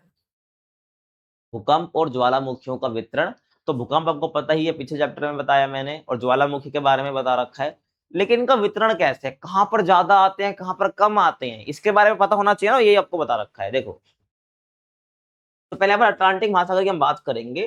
तो अटलांटिक महासागर के बीच में ना बिंदुओं की एक रेखा है, ध्यान से देखो, ये क्या है, ये आपका उत्तरी अमेरिका है, ये क्या है आपके दक्षिण अमेरिका है, ठीक है। तो ये क्या है अपना अटलांटिक महासागर, ये क्या है अपना अटलांटिक महासागर है, पूरा ये अटलांटिक महासागर है, ठीक है, अटलांटिक महासागर है। तो हमें बोला है कि अटलांटिक महासागर के बीच में, अटलांटिक महासागर के बीच में क्या है, एक डॉट वाली रेखा है, जो कि ये वाली है, तो मैं कर रहा हूं, एनसीईआरटी बुक में भी देख सकते हो आप, लेके बैठे हो तो, ये क्या है, बिंदुओं की एक रेखा है, और ये जो रेखा है ना, ये रेखा, ये तट रेखा के लगभग समानांतर चलती है, चल रही है भाई, देखो, ये तट रेखा है पूरी, ये भी तट रेखा है, ये भी तट रेखा है, ये तटरेखा के समानांतर जो चल रही है, देखो यहां से यूं इसके समानांतर है, फिर यहां से यूं जो कि इसके समानांतर है। समानांतर का मतलब पता है ना आपको, जैसे हम बोले दो लाइन समांतर है, तो मैं से कितना भी आगे बढ़ा लूं ये कभी आपस में मिलेंगी ही नहीं, कितना भी आगे बढ़ा दूं, ठीक है। ये क्या समानांतर है, तो ऐसे ही इस ये बिंदु रेखा इन दोनों तटों के समानांतर है, साथ साथ चलती है और ये आगे हिंद महासागर तक पहुंचती है। यही जो बिंदु वाली रेखा है ये आगे जाके कहाँ पहुंचती है, ये आपको हिंद महासागर तक आपको देखने को मिल जाएगी ये। और यहाँ पे जाओगे आगे तो ये अपना मेडागास्कर देखो ये रहा, और ये अपना अफ्रीका है। तो आगे जब चलेगी तो वहां पर भी तो आपका भारत और हिंद महासागर आ जाएगा, अगर क्योंकि ये तो आपका एक मैप है, क्योंकि पृथ्वी थोड़ी ऐसी है, तो इसके आगे भी तो चल रहा है, ये खत्म थोड़ी हुआ है। तो यहाँ पर अब आगे जाओगे तो ये वाला हिस्सा आ जाता है। तो कहने का मतलब यही है, तो ये हिंद महासागर तक जाती है, जो कि भारत के नीचे आपको पता है ना वो महासागर है, उसी की बात हो रही है। तो हिंद महासागर तक पहुंच जाता है। अगर आपको ढंग से मैप में दिखाना चाहूं मैं तो आप देख सकते हो, खैर मैप तो ये वही वाला है। तो हिंद महासागर कहाँ है, यहीं पे तो है हिंद महासागर। तो यहाँ तक भी वो डॉट रेखा जाते है। वो डॉट क्या दिखाना चाह रहा है, मतलब जो बिंदुओं की रेखा है वो क्या शो करना चाह रही है, आपको बता देता हूँ। देखो जो बिंदु वाली रेखा है ये दिखाना चाह रही है छिछले भूकंप केंद्र। क्या है, मतलब ऐसे भूकंप जो कि भूकंप तो आते हैं वहां पर लेकिन थोड़े कम आते हैं, छिछले भूकंप केंद्र है ये। ऐसे ही जो थोड़ा कोई डार्क डार्क दिख रहा है ये क्या गंभीर भूकंप क्षेत्र, जैसे कि ये देख रहे हो आप, ये शेडेड वाला रीजन, ब्लैक डॉट की बात नहीं कर रहा हूं मैं, ये शेडेड रीजन। ये क्या है भाई, यहाँ पर जो है ज्यादा भूकंप आते हैं, बहुत गंभीर वाले भूकंप आते हैं, ठीक है। अभी आगे बता रखा है आपको इस गंभीर भूकंप केंद्र के बारे में। और आप जो ये बड़े बड़े डॉट देख रहे हो, ये देख रहे हो ये जहां जहां आपको दिखाई दे रहे हैं, यहाँ पर क्या आते हैं भाई, ये तप्त स्थल है। क्या है, तप्त स्थल है, मतलब बहुत गर्म स्थल है ये। और फिर छोटे छोटे डॉट आपको देखने को मिलते हैं, ये वाले, ये छोटे छोटे डॉट जो है, ये क्या ज्वालामुखी उद्गार वाली जगह है। मतलब यहाँ पर बहुत ज्यादा ज्वालामुखी उद्गार देखने को आपको मिलता है, चाहे ऑस्ट्रेलिया का ऊपर वाला हिस्सा हो ये, ठीक है। और चाहे आप ये वाला हिस्से की बात कर लो, ये हो गया, चाहे ये हो गया, ये डॉट डॉट वाले देखो अभी फिलहाल, ठीक है। ये ब्लैक डॉट बिल्कुल ये हो गए, यहाँ पर आपको बहुत ज्यादा ज्वालामुखी उद्गार होते हुए देखने को मिलेंगे। अब आगे हम बात करते हैं, मैं किसकी बात कर रहा हूँ, अटलांटिक महासागर जो दोनों बीच में क्या थे भाई, वो बिंदु वाली रेखा थी, वो हिंद महासागर तक जाते, उसी की बात मैं करूंगा। तो हिंद महासागर में शाखाएं देखो, तो भारत के दक्षिण में ये रेखा दो भागों में बट जाती है, हिंद महासागर तक पहुंचती है, उसके बाद ये दो भागों में बट जाती है। ऐसे नीचे वाला हिस्सा बनाऊं भारत का, है ना, नीचे वाला हिस्सा। तो क्या है कि वो रेखा यहां तक पहुंचती है, यहां तक पहुंचती है भाई, ठीक है। एक तो म्यांमार तक जाती है, और फिर दूसरी क्या है, मतलब म्यांमार तक होते हुए न्यू गिनी पहुंच जाती है। न्यू गिनी कहां पर, ये ऑस्ट्रेलिया के उत्तर वाला, उत्तर में एक आइलैंड है, वहां पर है न्यू गिनी। ये ऑस्ट्रेलिया है तो उसके उत्तर में क्या एक आइलैंड है, उसको क्या बोलते हैं, न्यू गिनी हम बोलते हैं। बाकी आप देखो शाखा की बात करता हूं, तो भारत के दक्षिण में ये रेखा दो भागों में बढ़ जाती है। कौन सी रेखा, वो बिंदु वाली रेखा। एक शाखा तो पूर्वी अफ्रीका की ओर जाती है, एक रेखा तो कहां जाती है, पूर्वी अफ्रीका की तरफ जाती है। दूसरी शाखा म्यांमार से होकर न्यू गिनी तक पहुंच जाती है। पहले कहां पहुंची भाई, म्यांमार तक पहुंची। म्यांमार कहां पर है, म्यांमार अपना है भाई यहाँ पर, यहाँ पर क्या म्यांमार है, ये म्यांमार है यहाँ पर, ठीक है भाई, ध्यान रखना यहाँ म्यांमार है। और दूसरा क्या है, न्यू गिनी यहाँ पर है। हाँ ये आपका न्यू गिनी यहाँ पर है, उत्तर में है। तो ये न्यू गिनी हो गया और अपना म्यांमार होगा, यहाँ से होती है। और दूसरी कहाँ जाती है भाई, दूसरी जो देखो आप देख सकते हो यहाँ पर भी ये रेखा दिख रही है, ये जो रेखा यहाँ जा रही है, एक तो भाई भारत की तरफ जा रही है, हिंद महासागर की तरफ। ये यहाँ पर क्लियरली मेंशन नहीं है, बट ये ध्यान रखना म्यांमार से होती हुई फिर ये न्यू गिनी तक जाती है। और ऐसे ही एक दूसरी कहाँ जाती है, जो पहली शाखा है वो जाती है पूर्वी अफ्रीका। तो ये आपका अफ्रीका वाला कॉन्टिनेंट है, तो पूर्वी अफ्रीका से जाती है। तो पूर्वी अफ्रीका यही तो है भाई, तो पूर्वी अफ्रीका से जाती है, ये यहाँ पर आपको बता रखा है। तो पूर्वी अफ्रीका की ओर जाती है। तो पूर्वी अफ्रीका मैंने बता दिया, अटलांटिक महासागर से दो हिस्सों में बढ़ जाती है, एक जाती है हिंद महासागर की तरफ, उसमें म्यांमार और फिर न्यू गिनी। उसके बाद जाती है दूसरी कहां पर, पूर्वी तट पर, किसके, अफ्रीका की। अब आगे देखो, दूसरा प्रमुख क्षेत्र की बात करता हूं जो ज्वालामुखी या कह लो भूकंप से रिलेटेड है। तो दूसरा क्षेत्र जो है छायांकित मेखला, जिसको बोलते हैं शेडेड बेल्ट के माध्यम से दिखाया गया है, जो अल्पाइन हिमालय श्रृंखलाओं के और प्रशांत महासागरीय किनारों के समरूप है। तो छायांकित मेखला है ना भाई, जो मैंने दिखा दिया, जिसको किसे दिखाया गया है, जो गंभीर भूकंप के केंद्र से हमें शो करा गया है। ये क्या है, ये गंभीर भूकंप केंद्र है। इसको क्या बोलते हैं, छायांकित मेखला बोलते हैं इसको। क्या है, छायांकित मेखला। फिर यहाँ से ये कंटिन्यू यहाँ पर हो रही है, यहाँ से क्या ये कंटिन्यू यहाँ पर हो रही है, आगे तक जा रही है, फिर यहाँ पर कंटिन्यू हो रही है। मैप में दिखा, पता है ना आपको कि जो यहाँ पर अपना क्या है, ये तो अटलांटिक महासागर हो गया, ये अपना पूरा प्रशांत महासागर, आपको पता है ये, है ना। लेकिन आप दूसरा मैप तो देखोगे जिसमें नॉर्थ अमेरिका साउथ अमेरिका यहाँ पर दिखाए जाते हैं, है ना, और ऑस्ट्रेलिया वगैरह यहाँ पे दिखाए जाते हैं। तो आधा प्रशांत महासागर इधर रहता है और आधा हमें ऑस्ट्रेलिया के इस साइड दिखता है, मतलब इस साइड दिखता है, ठीक है। लेकिन इस मैप में आपको क्लियरली दिखाया गया है, मतलब दूसरे तरीके का मैप है जिसमें नॉर्थ अमेरिका साउथ अमेरिका यहाँ पर है, और ये पूरा क्या है, हमारा प्रशांत महासागर है। समझ रहे हो आप। तो यहाँ पर हमें बोला है अल्पाइन हिमालय वाला श्रृंखला, और पूरा अल्पाइन हिमालय यही है, ये पूरा अल्पाइन हिमालय बोलते हैं, अल्पाइन हिमालय। और फिर ये पूरा हिमालय तक जा रहा है, ठीक है, ये पूरा हिमालय तक जा रहा है, पूरा हिमालय तक जा रहा है। समझ आया। और प्रशांत महासागरीय किनारे, प्रशांत महासागरीय किनारे क्या, ये रहे देखो, ये क्या है, ये प्रशांत महासागरीय किनारे है। ये देख रहे हो आप, ये शेडेड वाला रीजन देखो, ये पूरा प्रशांत महासागरीय किनारों तक हमें देखने को मिलता है, ये मेखला। और अच्छे से आप देख सकते हो, यहाँ पर आप देखो, ये शुरू कहां से होती है, ये वेस्टर्न आल्प से स्टार्ट होती है, जो कि यूरोप में है, ठीक है। आपने आल्पस पर्वत सुना है ना, तो आल्पस पर्वत से ये मेखला शुरू होती है, पूरी जो है ये फिर कहां तक जाती है, हमारे हिमालय तक जाती है ये। फिर आगे ये थोड़ी यहाँ पर देखने को मिलेगी, यहाँ पर ये हमें मेखला हमें देखने को मिलती है, जो कि क्या है, एक गंभीर भूकंप केंद्र है। ये क्या, पूरा अल्पाइन हिमालय वाला रीजन है, और प्रशांत महासागर के जो किनारे वाला है वो मैंने दिखा दिया है। वो क्या शो करता है, मैंने वही बता दिया, गंभीर भूकंप वाले क्षेत्र हैं वो।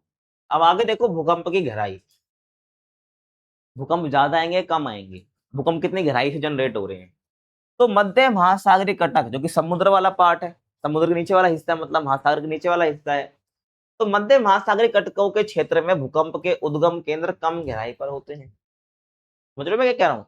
तो मध्य महासागरीय कटक के जो क्षेत्र होते हैं, उसमें जो भूकंप के उद्गम केंद्र है, अगर वहां भूकंप आएगा महासागर के नीचे, तो वहां पर क्या होगा, उद्गम केंद्र कम गहराई पर होगा। उद्गम केंद्र पता है, जहां से ऊर्जा निकलना स्टार्ट होती है। लेकिन जो अल्पाइन हिमालय पट्टी है और जो प्रशांत महासागर किनारे हैं, जो गंभीर भूकंप वाले क्षेत्र है, मैंने बताया ना आपको, ये जो केंद्र है, कौन से केंद्र, उद्गम केंद्र, यहाँ पर ये अधिक गहराई पर होते हैं, ठीक है। इसी वजह से क्या, जो प्रशांत महासागर है ना, उसके किनारों को सक्रिय ज्वालामुखी के क्षेत्र होने के कारण रिंग ऑफ फायर कहा जाता है। आपको पता है, भूकंप आएगा तो ऊर्जा तो निकलती निकलती है, तो कई बार क्या होता है, वहां से ज्वालामुखी फटते हैं और वहां से सारा लावा बाहर आता है, ठीक है। और मैंने ये बता दिया, बाकी जो मध्य महासागरीय कटक होता है, वहां पर आपको कम गहराई पर होता है उद्गम केंद्र, और यहाँ पर अल्पाइन हिमालय और जो प्रशांत महासागर की पट्टी है, वहां पर जो है आपको ज्यादा क्या गहराई पर आपको देखने को मिलता है उद्गम केंद्र, तो वहां से ज्यादा ऊर्जा निकलती है और झटके ज्यादा लगते हैं, है ना। और जो प्रशांत महासागर के किनारे हैं, है ना, ये पूरा क्या है, प्रशांत महासागर, ये देखो साउथ अमेरिका, ये उत्तर अमेरिका, ये ऑस्ट्रेलिया है, ये बाकी यूरेशियन प्लेट वगैरह है। प्लेट आपको आगे बताऊंगा। ये पूरा ये पूरा क्या है, पूरा पैसिफिक ओशन है, यानी कि अपना प्रशांत महासागर है। तो ये इसके किनारे हैं, किसके, प्रशांत महासागर के। इसको बोलते हैं रिंग ऑफ फायर। क्या बोलते हैं इसको, रिंग ऑफ फायर बोलते हैं। तो इसी रिंग ऑफ फायर में क्या, तो ज्यादा बहुत ज्यादा हमें ज्वालामुखी उद्गार देखने को मिलते हैं, इसलिए इसका नाम क्या रख दिया है, रिंग ऑफ फायर। मतलब एक रिंग बनी हुई है, चेन बनी हुई है, किसकी, फायर की। समझ आ गया, जो कि प्रशांत महासागर के किनारों पे हमें देखने को मिलता है, ये ध्यान रखना। और इसका एक मेजर रीजन ये भी है कि यहाँ पर क्या है, गंभीर भूकंप क्षेत्र भी है ये गंभीर भूकंप क्षेत्र में, तो यहाँ पे और ज्वालामुखी उद्गार देखने को भी मिलते हैं। आई होप आपको समझ आया होगा। अब आगे हम बात करते हैं सागरीय अधस्थल का विस्तार। सागरीय अधस्थल विस्तार का मतलब है कि जो महासागर के नीचे का हिस्सा है, अधस्थल है, उसका विस्तार हो रहा है, वो आगे और एक्सपेंड हो रहा है। कैसे देखो, इसके बारे में हम पढ़ने वाले हैं। तो मध्य महासागरीय कटकों के साथ साथ, मध्य महासागरीय कटक को दिखा चुका हूं, तो उसके साथ साथ क्या ज्वालामुखी उद्गार सामान्य क्रिया है। तो ज्वालामुखी उद्गार है वो एक नॉर्मल क्रिया, क्योंकि मध्य महासागरीय कटक है, वहां से ज्वालामुखी तो वहां से लावा तो निकलेगा ही निकलेगा, और ये उद्गार जो है इस क्षेत्र में बड़ी मात्रा में लावा बाहर निकालते हैं, जो कि मैं आपको बता दिया है ना। अब आगे देखो, अब जो ये महासागरीय कटक है ना, इसके मध्य भाग के दोनों तरफ जो है समान दूरी पर पाई जाने वाली जो चट्टाने हैं, उसके निर्माण का समय, उसकी संरचना, उसका संगठन, मतलब किन किन पदार्थों से मिलकर वो बनी है, और जो चुंबकीय गुण है उसमें समानता पाई जाती है, ये आपको पता होना चाहिए। ठीक है। भाई मध्य महासागरीय घटक, 2 मिनट रुको भाई, ठीक है, कोई बात नहीं, आप इधर देखो, ठीक है, मैं आपको बना के बता देता हूँ।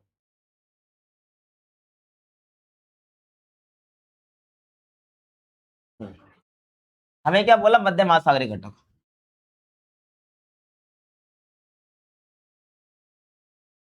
या आप यूं समझो, मैं बना देता हूँ ढंग से ऐसे, ठीक है। ये किनारा, यहाँ से क्या निकल रहा है, लावा निकल रहा है, यहाँ से क्या निकल रहा है, लावा निकल रहा है, ये क्या मध्य महासागरीय कटक बनाई है मैंने, यहाँ से लावा बाहर निकल रहा है। तो कहने का मतलब ये है कि जो लावा निकलता है ना, दोनों साइड निकलता है, इस साइड भी निकलता है और इस साइड भी निकलता है। तो जब इस साइड निकल रहा है ना, अब ये सूखेगा भी भाई, ठंडा भी होएगा, तो यहाँ पर जम जाएगा ये, तो यहाँ इससे जो चट्टाने बनेंगी, और जो यहाँ से जो चट्टाने बनेंगी, मतलब दोनों तरफ समान दूरी पर, जितनी मतलब यहाँ से मैं 10 मीटर दूरी पे जाऊंगा, या 10 मीटर दूरी पे जाऊंगा, यहाँ से भी 10 मीटर दूरी पे जाऊंगा मैं, तो जो चट्टान की मुझे खासियत यहाँ देखने को मिलेगी उतनी दूरी पर, उतनी दूरी पर अगर मैं यहाँ चलूंगा तो सेम हमें क्या है, खासियत यहाँ भी देखने को मिलेगी। यहाँ पर यही लिखा है कि महासागरीय कटक के मध्य भाग के दोनों तरफ में अगर जाता हूँ, अगर मैं समान दूरी पर भी जाऊं, 10 मीटर यहाँ 10 मीटर वहां, तो वहां पर जो चट्टान देखने को मिलेगी उनका निर्माण का समय भी सेम है, उनकी संरचना भी सेम है, उनका संगठन जिन पदार्थों से मिलकर बनी वो भी सेम है, उनका चुंबकीय गुण भी सेम है। क्यों? क्योंकि भाई बनी तो लावा से ही है, जो इस मध्य महासागरीय कटक से निकला, जो यहाँ गिर रहा है वही वहां गिर रहा है, और उससे तो वो चट्टाने बन जा रही है, ये पता होना चाहिए। ठीक है। और महासागरीय प्रपट्टी की चट्टाने महाद्वीपीय प्रपट्टी की चट्टानों की अपेक्षा अधिक नहीं है, बता चुका हूं पहले की जो महासागर प्रपट्टी की जो चट्टाने होती है, जो महासागर के अंदर देखने को मिलती है, वो नहीं होती है। क्यों नहीं होती है? क्योंकि जो है वो, छोड़ो क्यों नहीं होती है वो, क्योंकि वो बार बार बनती है और बिगड़ती भी है। बिगड़ती क्यों है? क्योंकि क्या है, जैसे कि यहाँ से जब जो है लावा बाहर निकलेगा ना, तो पुराने वाला खिसकते जाएगा, पुराने वाला खिसकता जाएगा, और नए वाला यहाँ पर घुसता जाएगा। ठीक है। तो क्या होता है, ये नष्ट होती रहती है और नई नई बनती रहती है। तो इस वजह से बोला है कि जो महाद्वीपीय प्रपट्टी वो तो नहीं बिगड़ रही है ना भाई, कि तो महाद्वीपीय प्रपट्टी है वो पुरानी है, और जो महासागरीय प्रपट्टी की चट्टाने हैं वो नई है। तो महासागरीय प्रपट्टी की चट्टानें 20 करोड़ वर्ष से अधिक पुरानी नहीं है, आपको पता होना चाहिए। जो महासागर के अंदर प्रपट्टी देखने को मिल रही है वो 20 करोड़ वर्ष से ज्यादा हमको ओल्ड देखने को नहीं मिलेगी। गहरी खाइयों में भूकंप के उद्गम अधिक गहराई पर है। जो गहरी खाई है महासागर के अंदर, जिसको ट्रेंच बोलते हैं, उसके जो भूकंप के उद्गम केंद्र है वो अधिक गहराई पर है, जबकि जो मध्य महासागरीय कटक है उसके क्षेत्र में जो भूकंप का उद्गम केंद्र है वो कम गहराई पर है, जिसको तो हम पीछे डिस्कस कर चुके हैं अभी। अब यहाँ पर सागरीय अधस्थल के विस्तार की हम बात करते हैं, जो कि मध्य महासागरीय कटक से जो लावा बाहर निकलता है उससे जुड़ा हुआ है। जो मैंने आपको पीछे बताया ना कि यहाँ से लावा गिरता है तो पुरानी वाली नष्ट हो जाती है, वो आपको यहीं पे समझाऊंगा अच्छे से। तो सागरीय अधस्थल का जो विस्तार है वो किसने दिया है भाई? हेस ने बताया है हमको। हेस द्वारा वो दिया गया है 1961 में। आप देख सकते हो ये कौन है, हेस है। और महासागरीय कटकों के शीर्ष पर लगातार ज्वालामुखी उद्भेदन से महासागरीय परपटी में विभेदन हुआ है, और नया लावा इस दरार को भरकर महासागरीय परपटी को दोनों तरफ धकेल देता है। बहुत गहरी बातचीत है, यहाँ पर आपको ध्यान से समझना है क्या, कि भाई ध्यान देखो, जब यहाँ से लावा निकलता है ना, और लावा जब निकलता है तो भाई बहुत ऊर्जा के साथ निकलता है, आपको पता है, मैंने पिछले चैप्टर में आपको अच्छे से बताया है कि बहुत ऊर्जा निकलती है। और जब ऊर्जा निकलती है ना, तो यहाँ पर जो चट्टाने हैं, अब ये कह लो जो चट्टाने इस लावा से बनी थी, उनमें दरारें आ जाती है। क्या कहते हैं? दरारें आ जाती है। तो ये एक दरार आ गई, दूसरी दरार आ गई, तीसरी दरार आ गई। कब आएगी दरार? ये जो ज्वालामुखी उद्गार होता है तो उससे दरारें पड़ जाती है। इधर भी दरारें पड़ जाएंगी, यहाँ दरारें पड़ जाएंगी, मतलब एक जगह गैप बन गया, ये समझो आप, है ना। और जब लावा निकलता है तो इन दरारों को भर देगा, इन दरारों को भरेगा, इन दरारों को भरेगा। और जब इन दरारों को भरता है तो क्या होगा? वो तो अगर मान लो कि यहाँ पर लावा गिरा तो इस वाले को क्या करेगा? यहाँ खिसका देगा। यहाँ पर लावा गिरा, वो इस वाले को खिसका देगा। कहने का मतलब ये है कि जब जगह खाली है और उसके बीच में हम कुछ भर देते हैं तो वो एक दबाव डालेगा जिससे जो दोनों साइड से हमें खिंचाव देखने को मिलेगा। तो ये यहाँ पर बोला है कि महासागरीय कटकों के शीर्ष से, महासागरीय कटकों के शीर्ष से ज्वालामुखी उद्भेदन जब होता है ना, तो जो लावा निकलता है उससे क्या होता है? महासागरीय प्रपटी में विभेदन होता है और दरारें पड़ जाती हैं। और नया लावा भरकर, नया लावा क्या करता है? इस दरार को भर देता है ना।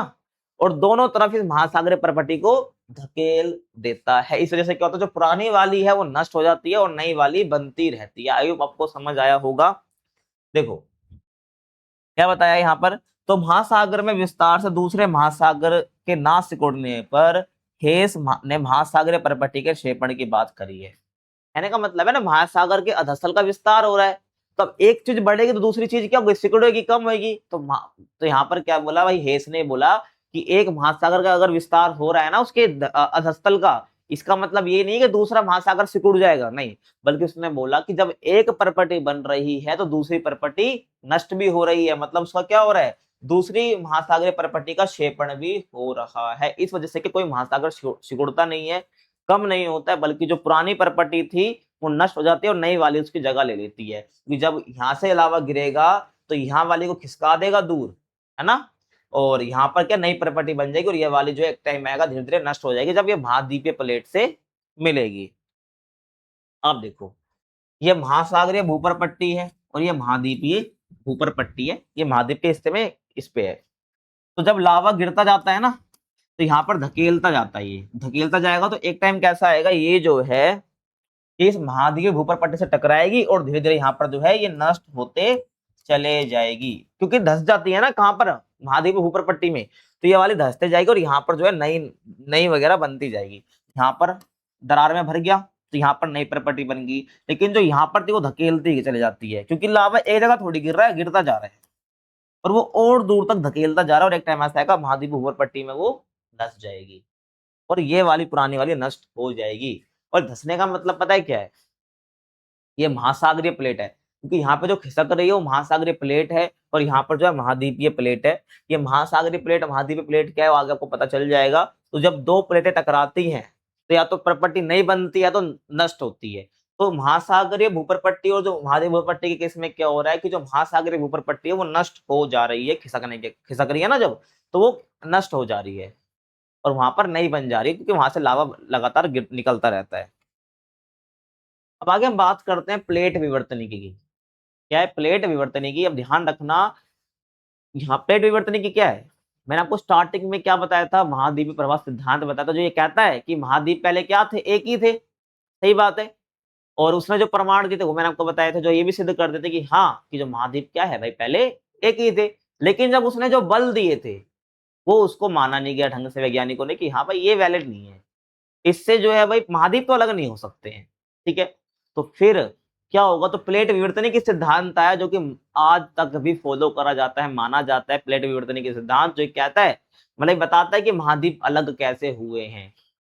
और देखो किसी का भी काम ना बेकार नहीं जाता है। तो वेगनर ने जो बताया ना उसी के आधार बना बनाकर जो इसने प्लेट विवर्तनिक के सिद्धांत को डेवलप करा, ये ध्यान रखना है। ये तो मान ही लिया कि भाई पहले महाद्वीप एक ही जगह पे थे, लेकिन ये अलग कैसे हुए हमको प्लेट विवर्तनिक के सिद्धांत से बताया जाता है। ध्यान से सुनना आप मेरी बात, ठीक है। देखो, तो सन 1967 में मैकेंजी, पार्कर और मॉर्गन स्वतंत्र रूप से क्या करा? उपलब्ध विचारों को समन्वित करा। मतलब कि इन्होंने क्या करा? स्वतंत्र रूप से जो विचार उपलब्ध थे ना, मतलब जो अवेलेबल थे पृथ्वी को महाद्वीपों के जुड़ने को लेकर, अलग होने को लेकर, और इन तीनों के जो अलग अलग विचार थे इन दोनों ने क्या करा? उसको जोड़ दिया और प्लेट विवर्तनिक के सिद्धांत दिया। ये आपको ध्यान रखना है। ठीक है भाई। तो मैकेंजी, पार्कर, मॉर्गन आप देख सकते हो यहाँ पर दो है, तो एक व्यक्ति की इमेज मुझे नहीं मिली है, ध्यान रखना है, जो कि क्या है अपना वो पार्कर है। तो मैकेंजी और मॉर्गन तो यहाँ पर आप देख सकते हो, मैकेंजी मॉर्गन है, बाकी पार्कर की इमेज मुझे नहीं मिली है, मैंने नहीं लगाई है। तो इन्होंने विचारों को समन्वित कर दिया और यहाँ पर इन्होंने विवर्तनी के प्लेट सिद्धांत यहाँ पर दिया। तो यहाँ पर ही विवर्तनिक प्लेट के बारे में बताते हैं, देखो। तो एक विवर्तनिक प्लेट जो है, जिसको लिथोस्फेरिक प्लेट भी बोलते हैं, वो ठोस चट्टान का एक विशाल आकार का खंड है जो महाद्वीपीय और महासागरीय स्थलमंडलों से मिलकर बना है। यानी जो विवर्तनिक प्लेट है ना, वो क्या एक बहुत विशाल खंड आप कह सकते हो, जो कि महाद्वीपीय और महासागरीय स्थल खंडों से मिला है, क्योंकि महासागर में तो स्थल खंड होता है लेकिन पतला होता है, और महाद्वीपीय स्थल खंड भी होता है। तो दोनों स्थल खंडों से मिलकर क्या बना है, विवर्तनिक प्लेट है, ये बनी है। और एक विवर्तनिक प्लेट नहीं है, विवर्तनिक प्लेट क्या है, एक ठोस चट्टान का विशाल खंड है, क्योंकि एक नहीं है, 7 बड़ी प्लेटें हैं, 7 बड़ी विवर्तनिक प्लेट और कुछ छोटी भी हैं। तो ध्यान रखना है, विवर्तनिक प्लेट में भी डिफरेंस होता है, मतलब ये विवर्तनिक प्लेट भी क्या है, कुछ को हम महासागरीय प्लेट बोल देते हैं और कुछ को हम महाद्वीपीय प्लेट बोल देते हैं। क्यों बोल देते हैं, अभी मैंने आपको यहाँ पर बताया ना कि जो विवर्तनिक प्लेट है ये महासागरीय और महाद्वीपीय स्थलखंडों से मिलकर बनी है। तो अगर वो स्थलखंड महासागर का है जिससे विवर्तनिक प्लेट बनी है, तो उसको मैं बोल दूंगा कौन सी, महासागरीय प्लेट। अगर वो महाद्वीप के स्थलखंड से वो प्लेट बनी है, तो उसको बोल दूंगा महाद्वीपीय प्लेट। ये आपको ध्यान रखनी है। तो इस थल मंडल में क्या है, परपटी और ऊपरी मेंटल। परपटी यानी अपने जो ऊपर पट्टी जहां पर हम रहते हैं वो, और ऊपरी मेंटल जिसको बोलते हैं दुर्बलता मंडल, मैंने पीछे ही आपको बताया। ऊपरी मेंटल को सम्मिलित किया जाता है। अगर हम बोलूं स्थल मंडल एक लिथोस्फेयर, तो उसके अंदर ऊपर पट्टी और दुर्बलता मंडल को शामिल करा जाता है, जिसकी मोटाई जो महासागरों में 5 से 100 किलोमीटर और महाद्वीप भागों में लगभग 200 किलोमीटर तक होती है। मोटाई बता रखी है। अगर आप स्थल मंडल जाओगे कहां पर, महाद्वीप वाले हिस्से में, तो वो लगभग 200 किलोमीटर की मोटाई वाली देखने को मिलेगी। लेकिन अगर आप महासागर से बात करोगे, वो 5 से 100 किलोमीटर की गहराई तक हमें देखने को मिल जाएगा अपना स्थल मंडल। ठीक है, अब आगे चलो। एक प्लेट को महाद्वीपीय या महासागरीय प्लेट भी कहा जा सकता है। वो इस बात पर निर्भर करता है कि उस प्लेट का अधिकतर हिस्सा कहां पर है, महासागर में है या महाद्वीप में है। अगर अधिकतर हिस्सा महाद्वीप में है तो उसको महाद्वीपीय प्लेट बोलेंगे, अगर अधिकतर हिस्सा महासागर में तो उसको महासागरीय प्लेट बोल देंगे। ये आपको ध्यान रखना है। जैसे कि आपको मैं अगर आगे दिखाना चाहूं, ये देखो, ये कुछ प्लेट्स हैं, है ना। ये प्लेट क्या है भाई, ये तो यहाँ पर जो प्लेट विवर्तन का सिद्धांत ये कहता है कि क्या है भाई, बहुत सारी प्लेटें जो है ना होती हैं, जो कि क्या लगातार चल रही हैं और अभी भी चल रही हैं। और प्लेट कौन कौन सी बताई यहाँ पर, जैसे कि ये क्या है, ये पैसिफिक प्लेट है, मतलब प्रशांत महासागरीय प्लेट है। तो ये प्रशांत महासागरीय प्लेट का नाम क्यों पड़ा होगा, क्योंकि इसका अधिकतर हिस्सा प्रशांत महासागर पर आ रहा होगा। ऐसे ही मैं अगर बोलूँ ये साउथ अमेरिकन प्लेट यानी दक्षिण अमेरिकी प्लेट, इसका नाम इसलिए पड़ा क्योंकि इसका अधिकतर हिस्सा जो है इसी वाली जगह पर आ रहा होगा। ये मैं ये नहीं कह रहा कि यहाँ पर नहीं आ रहा होगा, क्योंकि यहाँ से यहाँ तक ये पूरी दक्षिण अमेरिका की प्लेट है, लेकिन इसका अधिकतर हिस्सा कहाँ पर आ रहा है, इस महाद्वीप पर आ रहा है, इसलिए इसका नाम महाद्वीप के नाम से पड़ गया। ये ध्यान रखना है। तो देखो भाई ध्यान से समझना, ये कब किसको क्या कहेंगे मैंने बता दिया। ये जो प्लेटें होती है ना, जिसको बोलते हैं विवर्तनिक प्लेट, ये दुर्बलता मंडल पर एक दृढ़ इकाई के रूप में क्षैतिज अवस्था में चलती हैं। ये प्लेटें कहाँ चलती है भाई, दुर्बलता मंडल पर एक दृढ़ इकाई के रूप में। दुर्बलता मंडल कहाँ है, ये अपनी परपटी, और ये अपना स्टेनोस्फेरिक दुर्बलता मंडल। तो जितनी भी प्लेटें हैं ये कहाँ चलती हैं, दुर्बलता मंडल पर चलती हैं। कैसे चलती है, क्षैतिज अवस्था में। क्षैतिज अवस्था होती है ये वाली अवस्था, एक होती है ऊर्ध्वाधर अवस्था, वो होती है ये वाली, ऊर्ध्वाधर ये होती है और क्षैतिज होती है ये वाली।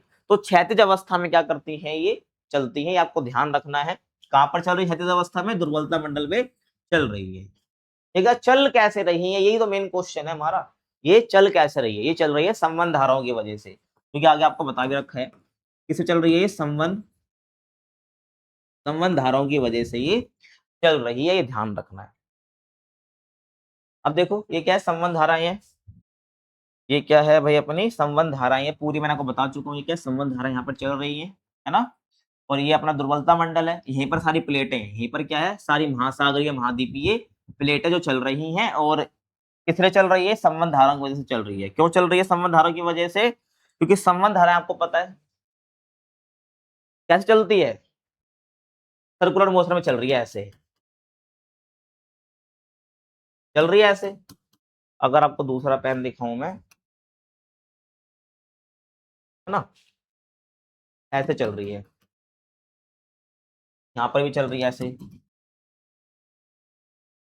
और जब ये चलती है ना, और प्लेटें कहाँ पर है, सारी प्लेट यहाँ पर है, तो इसी के ऊपर है तो ये सारा लैंड मास ही ना, स्थलमंडल ही है। तो यहाँ पर चल रही दुर्बलता मंडल में। तो ये कन्वेक्शनल करंट पता है क्या करता है, इस प्लेट को खिसकाता है। जब ये चलेगा ना ऐसे, तो इसी संबंध धारा की वजह से क्या होगा, प्लेटें खिसकती रहेंगी, क्योंकि चलती रहेंगी, ताप है और उष्मा है, मतलब गर्मी है, तो इससे क्या होगा, प्लेटें खिसकती रहेंगी। इसलिए बोला जाता है कि जो प्लेट है वो आज भी खिसक रही है, और महाद्वीप जो आज भी एक दूसरे से दूर जाते जा रहे हैं। ठीक है, और ये बाकी हमें बता रखा है, अब आगे एक टॉपिक है कि जो वही गति कैसे होती है प्लेटों में, वहां पे और अच्छे से डिस्कस कर लेंगे। तो महत्वपूर्ण बड़ी प्लेटों की बात करूं तो अंटार्कटिका प्लेट है, उत्तरी अमेरिकी प्लेट है, दक्षिण अमेरिकी प्लेट है, प्रशांत महासागरीय प्लेट है, इंडो ऑस्ट्रेलियन न्यूजीलैंड प्लेट है, और ऐसे ही अफ्रीकी और यूरेशियाई प्लेट है। जैसे कि अगर मैं आपको एक दो दिखाना चाहूँ, ये आपकी उत्तरी अमेरिकी प्लेट है, ये यूरेशियाई प्लेट है ना, और ये पूरी हमारी क्या है, ये इंडो ऑस्ट्रेलियन प्लेट है। ये पूरी महासागरीय प्लेट है, वो प्रशांत महासागरीय प्लेट है, ये दक्षिण अमेरिकी प्लेट है, ये अफ्रीकी प्लेट है। ये यहाँ से लेकर ये देखो यूरेशिया प्लेट है ना, इसका आधा हिस्सा उस साइड दिख रहा है हमें, ये पूरी, और ये यूरेशियाई प्लेट है। ये कुछ महत्वपूर्ण बड़ी प्लेट है और कुछ छोटी प्लेट भी है, जैसे कि ये कोकोस है, नजका प्लेट है, अरेबियन प्लेट है, फिलीपीन प्लेट है, और कैरोलिन प्लेट है। सब क्या विवर्तनिक प्लेटें हैं, ध्यान रखना है। जैसे देखो, एक मैं कैरोलिन प्लेट आपको दिखाऊं तो ये क्या है, कैरोलिन प्लेट है। एक फिलीपीन प्लेट भी आप देखो, ये क्या है, फिलीपीन प्लेट है, क्योंकि बहुत छोटी प्लेट है अगर मैं दूसरी बड़ी प्लेटों से कंपेयर करता हूं। ठीक है भाई, ये आपको ध्यान रखना है। एग्जाम में ये मैप में फिल करने के लिए आता है, तो मैं आपके ऊपर एक सेपरेट वीडियो बनाएंगे जहां पर हम डिस्कस करेंगे कि कौन सी प्लेट कहां पर है अच्छे से। ठीक है, बहुत सारे क्वेश्चन आ जाते हैं आपके एग्जाम में। अब आगे हम बात करते हैं एक और टॉपिक की, जिसको बोलते हैं प्लेट सीमा। मैंने आपको एक चीज, मतलब आपको एक चीज पता होनी चाहिए, जो प्लेट है वो एक दूसरे से दूर भी जाती है और आपस में टकराती भी है, दूर भी जाती है और आपस में टकराती है। ठीक है भाई, और जो प्लेटें हैं, जैसे कि मैंने आपको दिखाया था ना कि जो नई परपट महासागर की परपट्टी में मध्य महासागरीय कटक से क्या निकल रहा है, लावा निकल रहा है, और पुरानी परपट्टी खिसकते जा रही है। तो महासागरीय परपट्टी और महाद्वीपीय परपट्टी आपस में टकरा रही, तो वहां पर प्लेटें टकरा रही थी और कुछ प्लेटें दूर भी जाती है। तो इसी आधार पर क्या हमने प्लेटों की सीमा बना दी है, अपसारी सीमा है, अभिसारी सीमा और रूपांतरण सीमा है। तो इन तीनों की बात हम करेंगे। देखो, तो पहले हम बात करते हैं अपसारी सीमा की। तो अपसारी जिसको क्या बोलते हैं हम, डाइवर्जेंट बाउंड्री भी हम बोलते हैं। तो जब दो प्लेट एक दूसरे से विपरीत दिशा में अलग होती हैं, तो क्या होता है, नई प्रॉपर्टी का निर्माण होता है, उन्हें क्या बोलते हैं, अपसारी प्लेट हम बोलते हैं। जैसे कि ये क्या है, पूरी प्लेट है बड़ी सी, क्या है ये, बड़ी प्लेट है। तो यहां से क्या जा रही है, पीछे जा रही है, और यहां से भी एक प्लेट क्या जा रही है, पीछे जा रही है। तो ये जो बाउंड्री है ना, ये इसको क्या बोलेंगे, डाइवर्जेंट बाउंड्री, यानी कि अपसारी सीमा बोलते हैं। तो और ऐसे प्लेट जो दूर जाती है एक दूसरे से, वहां पे जो सीमा बनेगी उसको अपसारी सीमा बोलते हैं, है ना। तो मध्य महासागरीय कटक का एग्जाम्पल है ये, ध्यान रखना है कि मध्य महासागरीय कटक से क्या होता है, लावा निकलता है और यहाँ पर गिरता रहता है, यहाँ पर गिरता रहता है। तो क्या होती है, नई प्रपट्टी का निर्माण होता है, जो बोला भी है, नई प्रपट्टी बनती है और पुरानी वाली नष्ट होते जाती है। किस वजह से होती है, अपसारी प्लेट की वजह से ही होती है, क्योंकि इस अपसारी प्लेट से क्या होता है, जब दूर जाएंगे तो लावा बाहर निकलेगा और प्लेटें एक दूसरे से दूर जाएंगी, और ये नई प्रॉपर्टी जो है यहाँ पर इन लावा से भर के ये बनती जाएगी। वह स्थान जहां से प्लेट एक दूसरे से दूर जाती है उन्हें क्या बोलते हैं, प्रसारी स्थान हम बोलते हैं। तो वह स्थान जहां से प्लेट दूर जा रही है, तो यहाँ से दूर, इस स्थान से क्या हो रहा है, प्लेटें दूर जा रही है, तो ये कौन सा स्थान हो जाएगा, इसको बोलेंगे हम प्रसारी स्थान। भाई पता होना आपको चाहिए। अब आगे हम बात करते हैं अभिसारी सीमा। तो अभिसारी सीमा ध्यान से समझना आप, जब एक प्लेट दूसरी प्लेट के नीचे धंसती है, जब एक प्लेट दूसरी प्लेट के नीचे धंसती है, तो क्या होता है भाई, वहां पर भूपर पट्टी नष्ट होगी, उसी को क्या बोलते हैं, अभिसरण सीमा बोलते हैं, है ना। तो वह स्थान जहां प्लेट धंसती है उसको क्या बोलते हैं, परिविष्टन क्षेत्र हम बोलते हैं। देखो, ये एक प्लेट है और एक प्लेट ये है। तो जब ये प्लेट आपस में टकरा रही है, तो एक प्लेट नीचे धंस जा रही है दूसरी के। तो यह जो प्लेट है ये इस वाली प्लेट के नीचे धस जा रही है और परपट्टी का पूरा विनाश हो रहा है। देखो ये क्या हो गया, पूरा परपट्टी का विनाश हो गया, भूपर पट्टी जो है नष्ट हो रही है। क्या हो गया, भूपर पट्टी ये देखो क्या हो गई, नष्ट हो गई। ये आपको देखने को मिल रहा है, इसी को क्या बोलते हैं, विसरण सीमा बोलते हैं। और जहां धसती है मतलब यहां पर धस रही है, धस रही है, तो इसको क्या बोलेंगे, प्रविष्ठन क्षेत्र हम बोलेंगे। और अभिसरण जो है तीन प्रकार से हो सकता है, जो अभिसरण है तीन प्रकार से हो सकता है। कैसे, महासागरीय और महाद्वीपीय प्लेट के बीच, दो महासागरीय प्लेटों के बीच, और दो महाद्वीपीय प्लेटों के बीच। क्योंकि एक प्लेट दूसरी प्लेट के नीचे धसनी है, सीधी सी बात है। तो ये तीन प्रकार से हो सकता है, या तो दोनों क्या हो भाई, महासागरीय प्लेट हो, या दोनों महाद्वीपीय प्लेट हो, या एक महासागरीय प्लेट हो एक महाद्वीपीय प्लेट हो। ये आपको पता होना चाहिए, ठीक है। एक धसेगी, अगर एक महासागरीय प्लेट है और एक महाद्वीपीय प्लेट है, तो क्या होगा, जो महासागरीय प्लेट है वो धस जाएगी। जैसे मैंने मध्य महासागरीय कटक में देखा था, जब पुरानी परपट्टी खिसक रही थी तो वो जाके महाद्वीपीय किनारों पर जब टकरा रही थी तो वो धस रही थी, किसमें, महाद्वीपीय भूपर पट्टी में, तो वो नीचे जा रही थी। और वहां पर क्या मतलब, वो धस जा रही थी तो वहां पर क्या हो रहा है, भूपर पट्टी का नुकसान ही हो रहा है। तो वहां पर क्या थी, एक महासागरीय प्लेट थी, एक महाद्वीपीय प्लेट थी। अगला है रूपांतरण सीमा। जहां जहां ना तो कोई परपट्टी का निर्माण होता है, ना ही कोई परपट्टी का विनाश होता है, उसको क्या बोलते हैं, रूपांतरण सीमा हम बोलते हैं। ये आपको ध्यान रखना है। ऐसी प्लेटें जब वो टकराए ना, या दूर ना जाए, बल्कि स्लाइड कर जाए, क्या कर जाए, स्लाइड कर जाए, उसको क्या बोलते हैं, रूपांतरण सीमा बोलते हैं। यानी कि जो दो प्लेट आप मान लीजिए, है ना, ये प्लेट इधर खिसक गई और ये प्लेट इधर खिसक गई, मतलब स्लाइड कर गई, इसको क्या बोलते हैं, रूपांतरण सीमा बोलते हैं। इसका कारण क्या है भाई, कि इस सीमा पर प्लेटें जो है एक दूसरे के साथ क्षैतिज दिशा में सरक जाती है।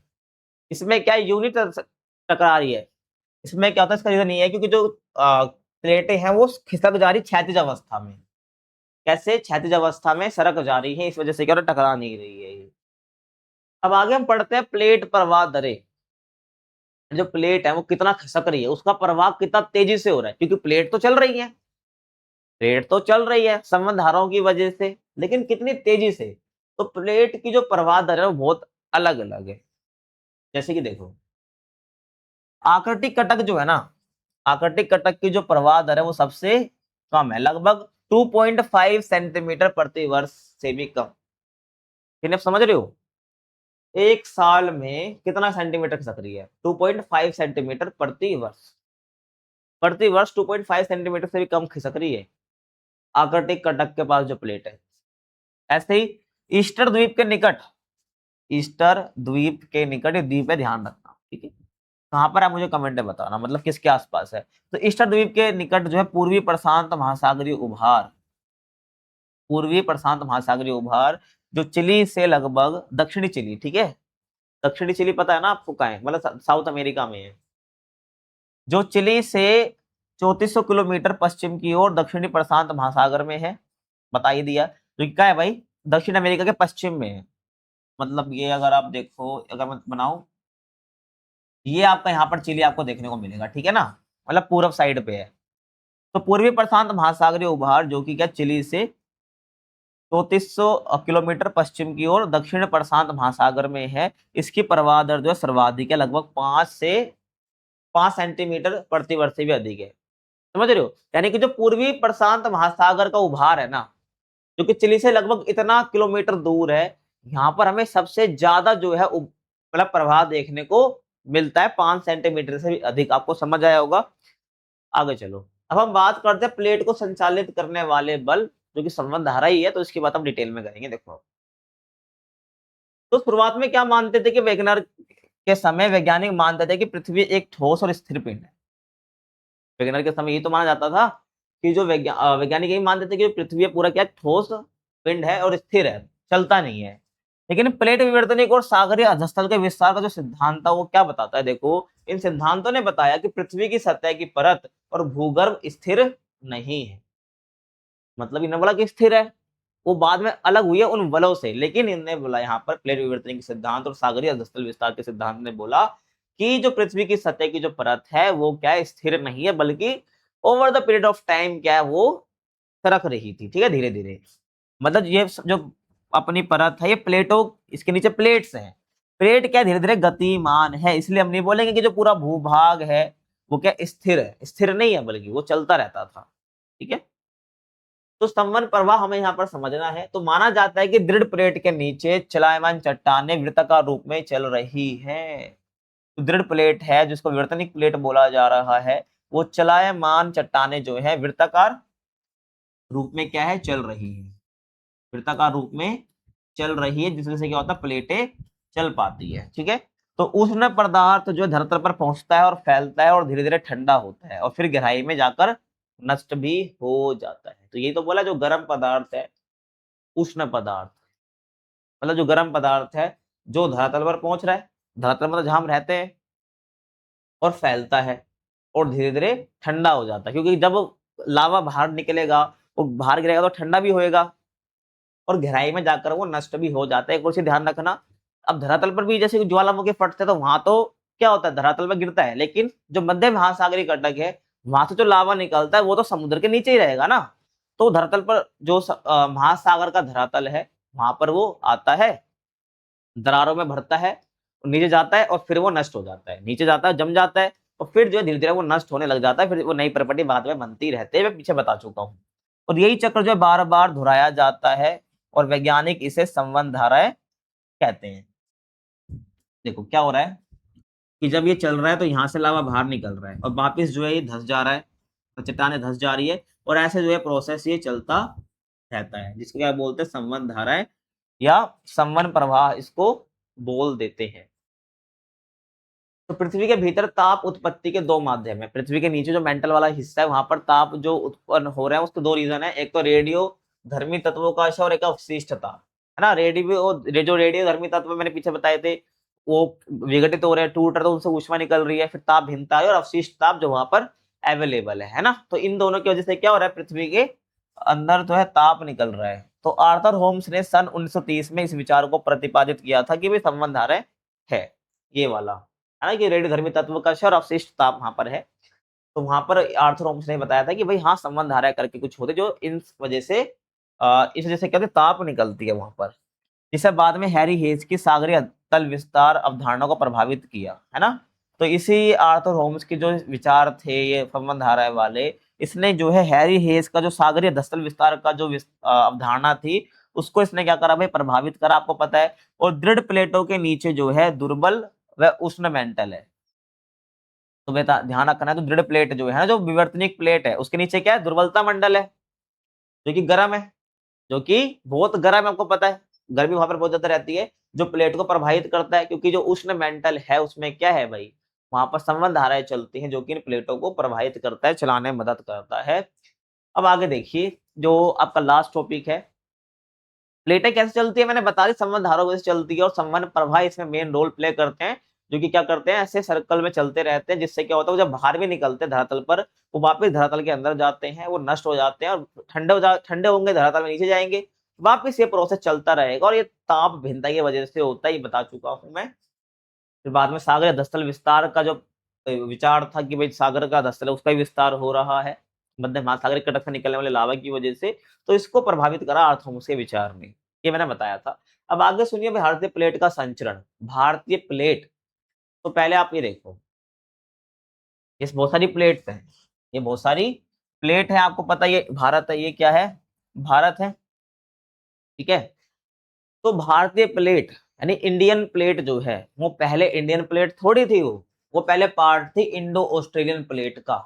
पहले जो इंडियन प्लेट है वो क्या था, इंडो ऑस्ट्रेलियन प्लेट का भाग थी। वो आपको मैंने बताया ना, प्लेटें गतिमान है, जो प्लेटें हैं वो गतिमान है, तो प्लेटें जो है धीरे धीरे खिसकते खिसकते जो है वो कहाँ चलेगा, यूरेशियन प्लेट से टकरा गई है। तो यही हमें पढ़ना है कैसे हुआ, भारतीय प्लेट का संचरण कैसे हुआ। देखो, तो भारतीय प्लेट का एक प्रमुख टेक्टोनिक प्लेट है जिसमें दक्षिण एशिया का अधिकांश भाग और हिंद महासागर का हिस्सा शामिल है। तो हमारा जो दक्षिण टेक्टोनिक प्लेट जो भारतीय प्लेट है इसमें क्या, दक्षिण एशिया का अधिकांश भाग आता है और अपना हिंद महासागर का हिस्सा भी इसमें आ जाता है।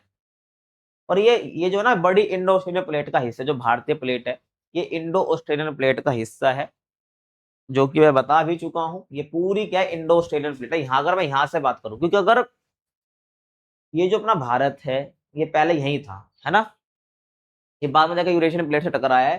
तो यहाँ से लेकर लगभग यहाँ तक, यहाँ से लेकर लगभग यहाँ तक जो है ये इंडो ऑस्ट्रेलियन प्लेट ही थी, ठीक है। और भारतीय प्लेट जो है ना, प्राचीन महाद्वीप गोंडवाना का हिस्सा थी। इसका क्षेत्र भी गोंडवाना लैंड, दक्षिण वाला हिस्सा पैंजिया का, उसका हिस्सा थी। और ये गोंडवाना से अलग होना शुरू हो गई धीरे धीरे। तो गोंड मैंने बताया ना पहले, लोरेशिया टूटा, फिर लोरेशिया और गोंडवाना, फिर गोंडवाना और लोरेशिया भी छोटे छोटे हिस्सों में टूटने लग गए।